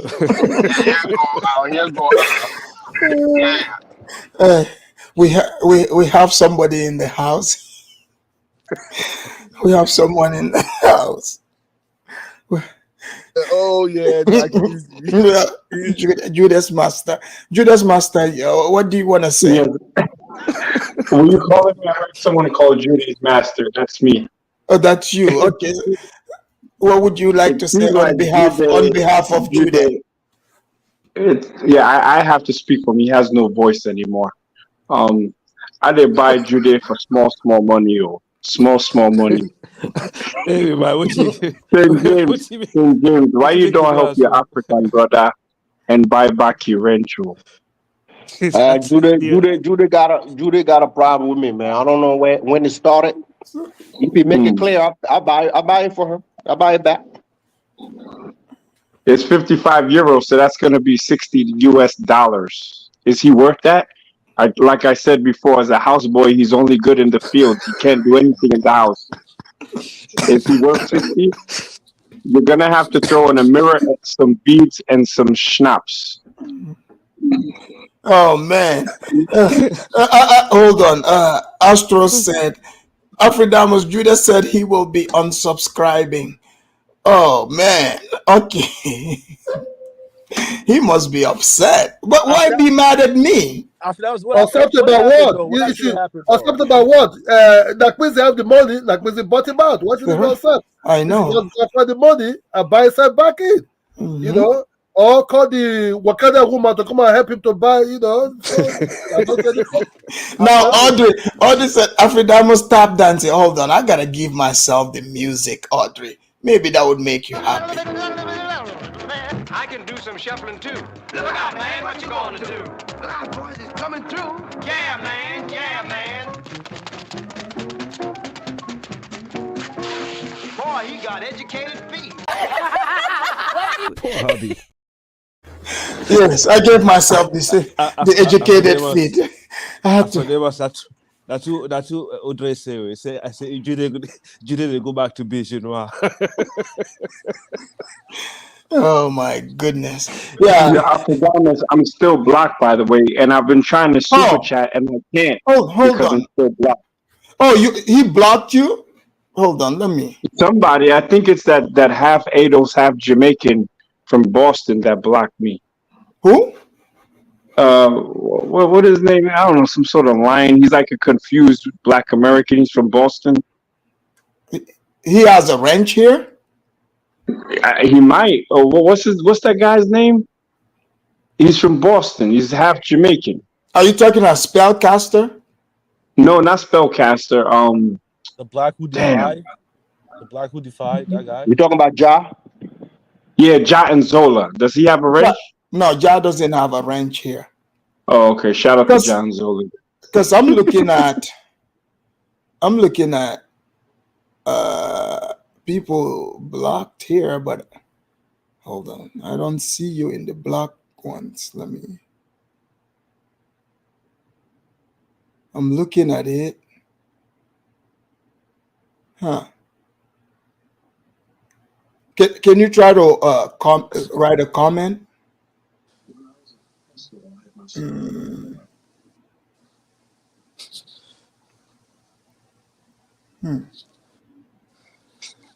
Because it doesn't. No, it says I've been. Hold on. I've been Did you? timed out. Are you Akata? Are you Akata Strike Back?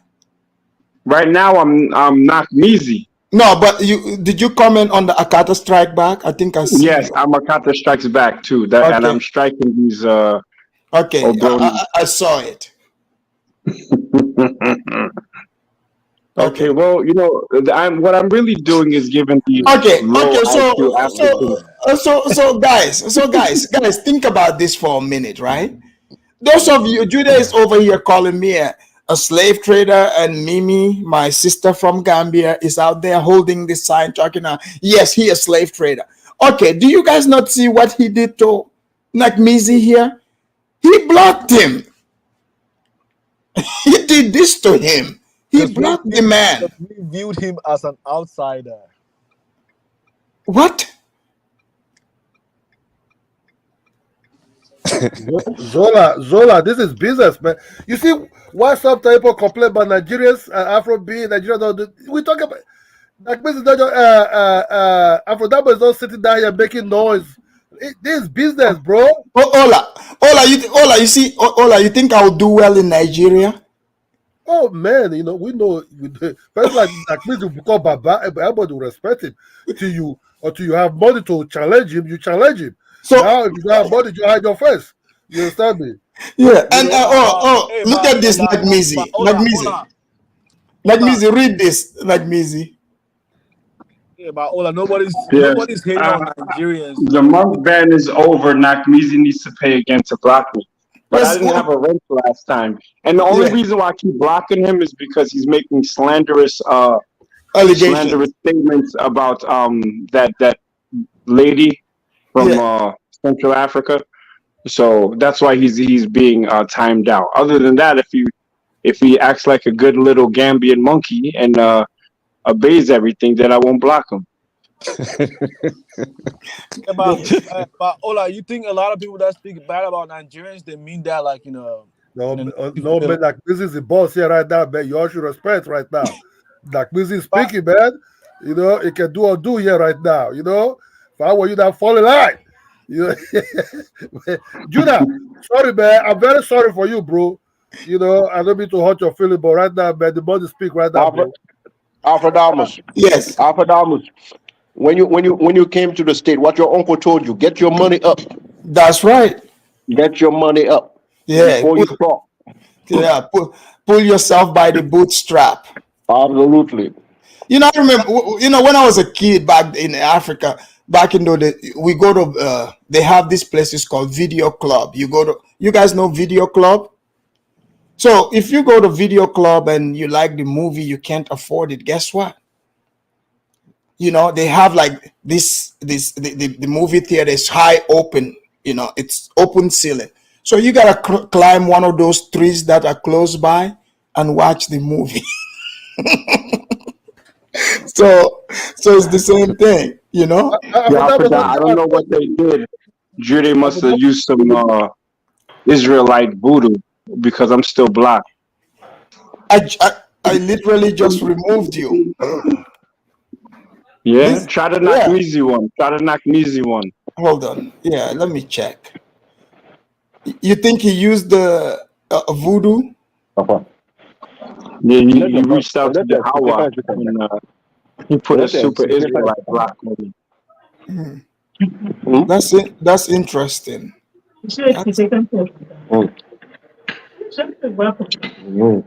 That's interesting. Guys, let's do somebody who was gonna. Guys, let's do our closing statement. No, let me close up. Because I told you a long time that Nigerians don't want to listen to. President Akpisi will be very welcome in Nigeria home because he's not telling you what is bad in the United States. You know what I mean? He have the power. What called the talk and do. You understand? Yeah. You know, he would just show up, maybe with his beautiful American baseball cap, with a fine T-shirt and the jeans and the suede shoe. You understand me? And you know what, kiddo, like Judas should be happy. You know, I'm gonna donate some of the money to the Amazonian cause, okay? Oh my God! I mean, I would not do that, man. You know, if it was Judas that was hitting, look, you don't need to attack somebody that you know is more powerful than you. You quiet and watch how he roll.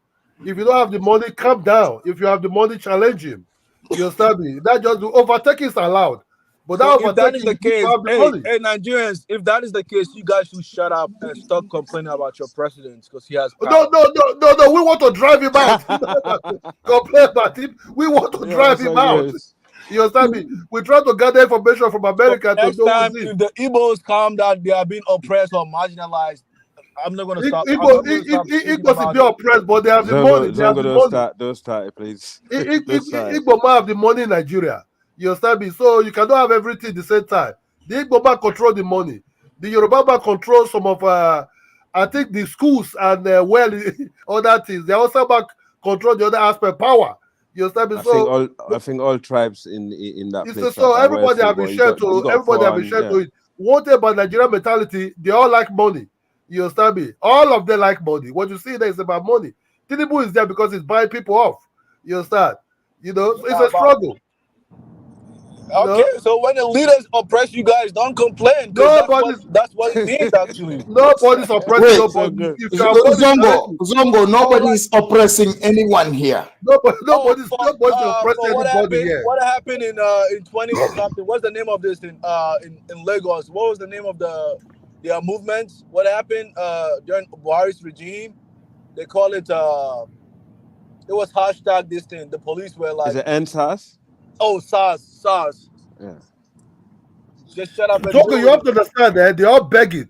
Buhari was almost on his knee when those little boys want to throw him out.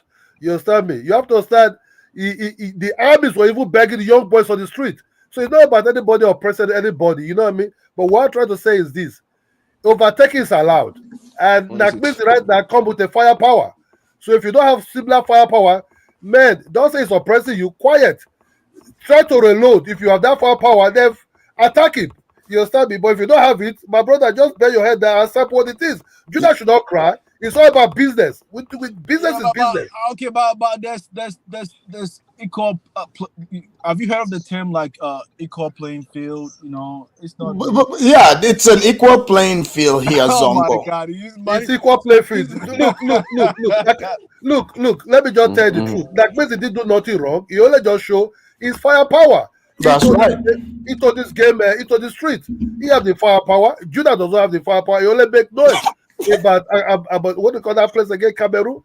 Amazonia. You mean Gabon? He's telling people to make some noise for him. Yeah. So if I would expect that this more than this guy, man, because the body speak, bro. You cannot. Okay. After that, if that is the case, what this man did, the leader of Niger, he gave the land to France. He shouldn't complain. No, look, Zongo, is the land, is that his personal business? Is the country's personal? Does he own it? Oh man, he's in charge. He's in control. No, but is he the owner of it? Are you the owner of YouTube right now? I'm the owner of this channel. That's for damn sure. You are Come on, Zongo. Come on, brother. What Judas can do is Judas can be smart and create another page and just get back on it. That's it. No, it's not like Judah is even blocked. He is fine. He just doesn't have his magic wand to block Nakmizi. That's all. But he's fine. I will not see why you should be even be listening to Judah. Yeah. Because look, when you run, everything in life is business. You understand? That's right. As business way of life. Why should you be complaining? Why Judah should be, look? You have to go and Judah live in America.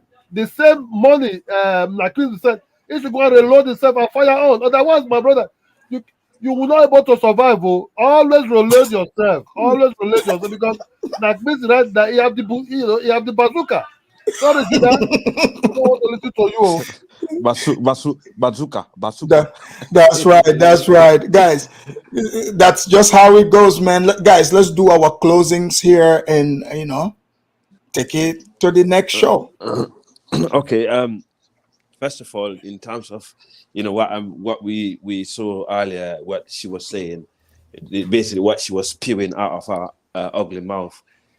She basically to realize. Wait, why does her mouth gotta be ugly? It's funny, isn't it? Look at her teeth, man.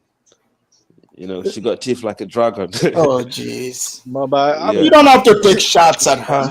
Go ahead. Hello? Yeah. But Hello? Yeah. So, Aphrodemus. Kabiru, hold on, Kabiru. Hey, Aphrodemus, please, you guys, it's important. Is that guy Ola still here? Ola he just left. Oh man, I was about to see we're from the same tribe. I wanted to greet him in my language, man. I wanted to speak to him in my language, man. Yeah, maybe the next show. All right. Hey, look, tell him I said Onegbe. He's listening. Hey, hola, Onegbe, Buekilu, Uwa Savoy, Tamale, Judah. Does that mean Judah is eating pancake and sugar straws? And in that language? All right. Well, thank you very much. Okay. All right, yeah. All right. Yeah. Now. Yeah, we ain't got time for no boo-boo kalese. That was his last, man. Now, monkey soup like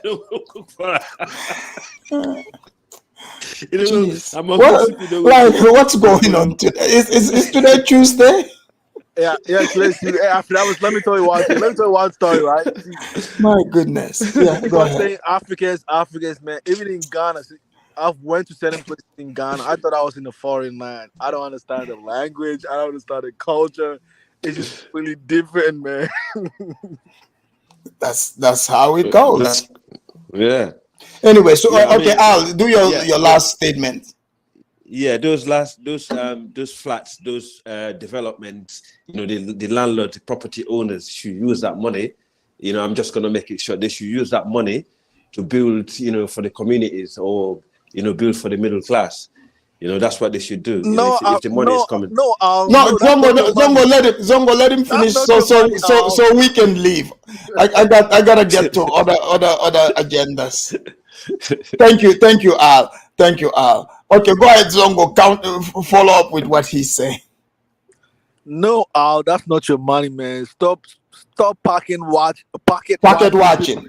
Watching people. Yeah, like you were pocket watching me earlier. Oh no, man, I ain't gonna questioning. I ain't got no time for that, man. I ain't got no time for that. Questioning who owns my channel.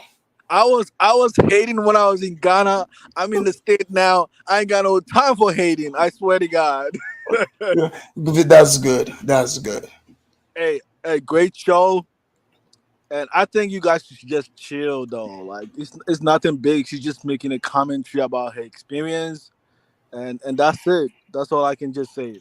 Thank you, guys. That was Zongo. Zongo, thanks for coming through. So strong. Go ahead, so strong. Yeah, phenomenal. Thank you for having me. Yeah, man. I was just saying too. I mean, she was making a comment just like Zongo said. It's not a big deal. I don't think she was basically saying Black Americans coming to build.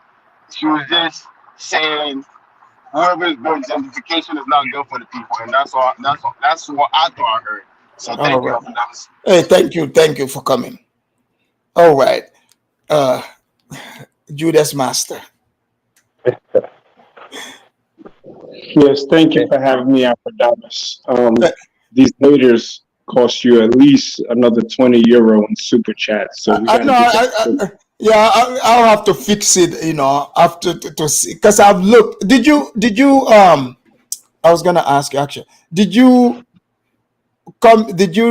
comment as African American? No, only Akata Strikes Back. Yeah, because I saw Akata Strike Back. Let's see. But I don't see your Nagmizi channel here. Yeah, that's okay. We'll get it fixed up. We'll get it fixed up. I saw nakedness. Somebody whose name is that? Somebody got a name. Are you Baby Gerard? No. Man, people come up with all kinds of. Yeah, I think I didn't know. Man, my mods have been blocking a lot of people. Okay, go ahead. So good, but I just want to say thank you for having me again. You know, Jude's Amazonian tears are delicious. Thank you, Jude. Thanks for letting me know that you're bothered and triggered by my actions. And Darth. I was gonna say, do you want to say give a shout out to him, but you went at it. Go ahead. Yeah, look, I never forget my apps. So Darth, until he repents and bows down to his FBA master, he will always be my Gambian bastard. Okay, brother. Good night. Good night. St. James, you got the floor. And before that, Zongo said, Afrodamus, you have showed us why Europeans are winning. Capitalism to the core. Zongo, I'm glad you're taking notes. But St. James, the floor is yours. Man, Afrodamus, man. I was hoping I didn't have to see this, man. Come on. Jude doesn't look like the one that will back down for anything, man. What happened, man? What happened with your boy, man? That's what I'm shocked by. You know, he's doing all the crying except countering, you know? Jude is not the kind to cry, though. What happened? Yeah, Astros. I'm looking from the community. I don't see the name there. I already looked. But go ahead. What's been up with Jude? What's been up with Jude, man? You know. Well, Jude is upset. He said, "I'm a slave trader. I sold out to the blacks. You know, I'm money hungry. You know, like all kind of stuff. You know, calling me all kind of names. You know what I'm saying? But shout out to him though. This is very strong, man. Maybe you need a one-on-one, man. So, well, he called in. He was the first one to call in, but he said he only came in to say hi. Yeah, I would suggest a one-on-one session. So, to get things back what it was. Like, you know what I mean, Well, I'm kidding. I'm kidding. I mean, I didn't watch the entire video, but yeah, I feel like, you know, for the ones for the those of- for the ones that live in the West, like, you know, the best thing to do is get your money up, yeah, stop complaining, you know, see what you can do for your country, not the other way around, you know. right. Mm-hmm. You know, life is, things are changing in the West. You know, if you look at the patterns, you would know Africa is up for a big move. You know, Right. don't be behind these changes. If you observe them, just get your money up and be ready. You know, this is not going to be a world for the complainers. I guarantee you, Africa is going to be very challenging for the Africans themselves. Well, You know, they've already seen it right here. for The capitalism taking place. Zongo said, "Afridamus, does Judah want us to go to do go fund? You know, want us to go fund me him? Well, ask him. He's in the chat there. so he wants to go find me.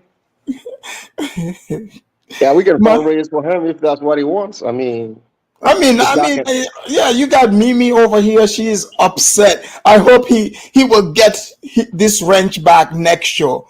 Oh yeah. my God. You know, Mimi love him some Judy, and like his brother, man, like her brother, you know. I know So I Mimi. know. Mimi's out there with her sign. Afridamus is a slave trader. Free Judah. I hope they don't. Mimi. Mimi's They don't supposed to report be you to on the my side. I hope they don't report you to the Gambian embassy, right? Like, I'm hey, worried now. I'm yeah, worried now. I didn't think they would go this hard on me. yeah, man. You get to the Gambia, they will pull you on the side, like, man, we need to question you before you enter your own country. Like, damn. Hey, the way it's going, Mimi and Judah might conspire and write a letter on me. Jesus. Absolutely, man. Absolutely. So far, man, that was a great show. I mean, I appreciate it. Like, it's good to bring those kind of videos for all the Africans to see. I mean, it's like, you know, I don't totally agree with what she says, you know, because we are immigrants and we went to a different country to make the money, you know, to get some opportunities and everything, you know. So, and some people have to, you know, I mean, you don't know who you kick on the side, right? When you got to the States, you know, Right. you don't know whose opportunity you took. But I mean, people will say that, but you don't see it that way because you work harder and you made it happen. So that's what that matters, you know. Exactly. Yeah, that's what Exactly. that matters.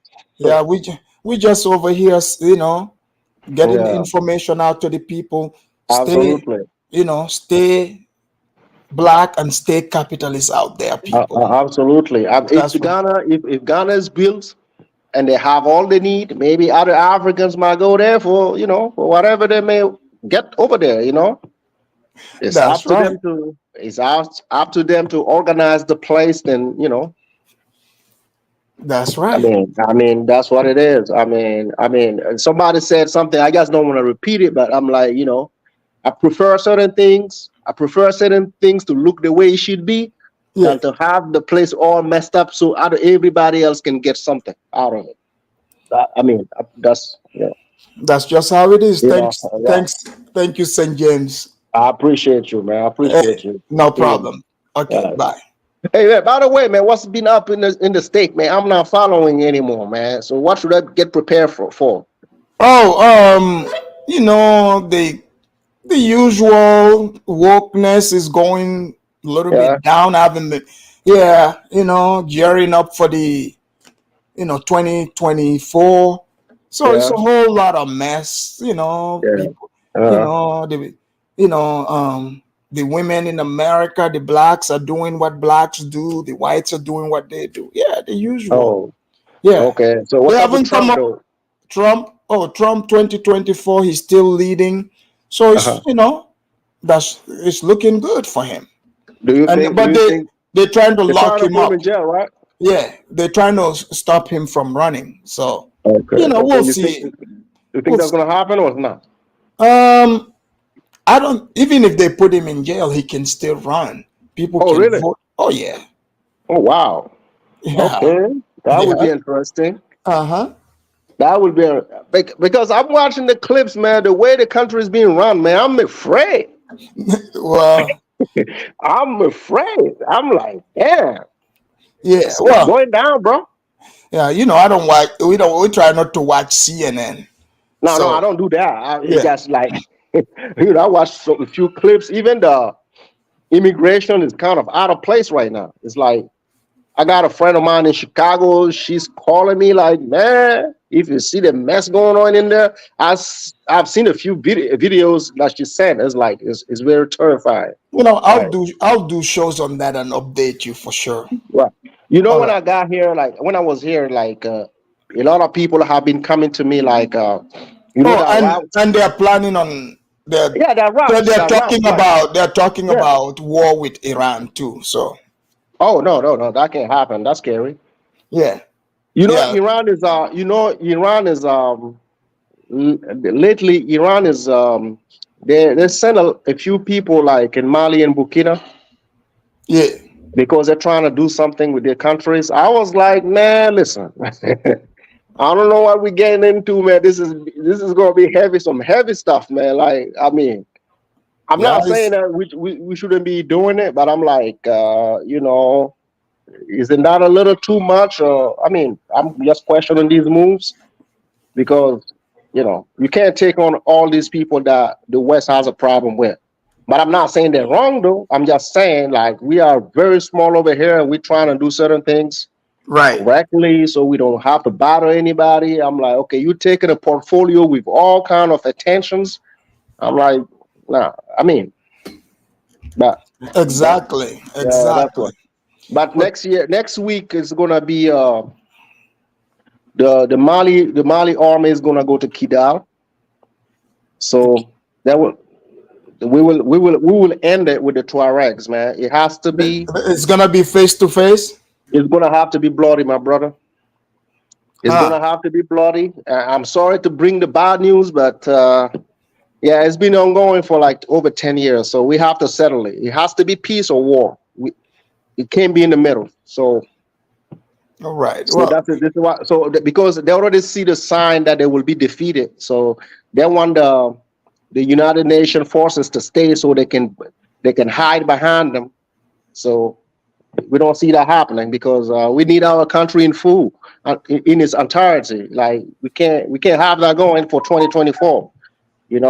The West is now reporting the killing Iran. What's happening in the Palestine has been happening in the Sahel for years. Yeah, they don't care. They don't care. It's like, come on, it's been happening. These Tuaregs have been. Actually, I'm gonna do a show on that. Because I've seen some updates myself too. But yeah, the Malians don't play, man. That is gonna be. It's gonna be a lot of blood spilled, man. And it's happening every day. They're moving towards the city, and it's getting serious. The amount of weaponry that's been sent in that area is very scary. It's like these people are ready to fight. There is they can't even broker a peace deal right now. That's not gonna work. It's gonna be peace or fight. So yeah. Okay. It's that. Well, I'll definitely have to look into it so we can have a full blown discussion on it. Absolutely, and you should bring ECOWAS into questions, right? Oh, of course, we can do it without ECOWAS. Right. They are seeing what's happening. Tinubu is not doing anything. Everybody's quiet because they thought these people wouldn't even do that. Like they saw the military troops going to Kidal. ECOWAS hasn't made a statement. So it's crazy. It's like Tinubu said Nigeria's back. Right. How come Nigeria is back? It's back where? From where? from being successful? From being defeated? From what's going on? Like, what are we doing? The Nigerians will have to tell us in the next show. But no, they don't answer questions straight. It's not. You will never get a straight answer coming from certain people. So I don't hope to get it. But I'm worried. Like honestly, I'm worried because after that, this place is gonna be. Hold on, St. James. I have like a meeting set up. I'm trying to leave so I can conduct this meeting. Sure, gotcha. All right. Thank you. All right. Thank you. Thanks for having me. Okay. All right, guys, that's bringing us to the end of today's show. Thank you for coming, all the panelists, those who bought people off the ranch. Don't be mad. That's just capitalism 101. Gentrification will happen as usual. You guys have seen it.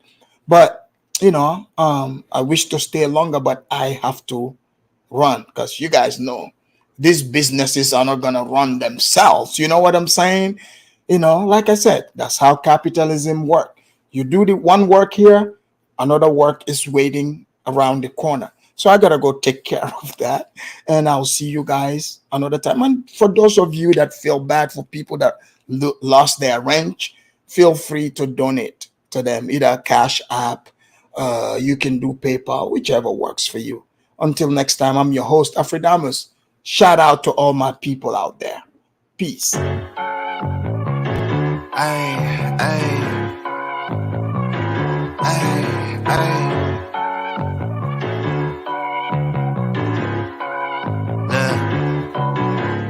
Baby girl love my bop and I like me too. No roof on my top and my babe see through. Hating on the pen, don't stop, shit ain't gon' feed you. I been all on my grind, so why I need you. Baby girl love my bop and I like me too. No roof on my top and my babe see through. Hating on the pen, don't stop, shit ain't gon' feed you. I been all on my grind, so why I need you. Big flex, my swole up. Double cup and I'm pulled up. Niggas hating like hold up. What's the problem? I'm pulled up.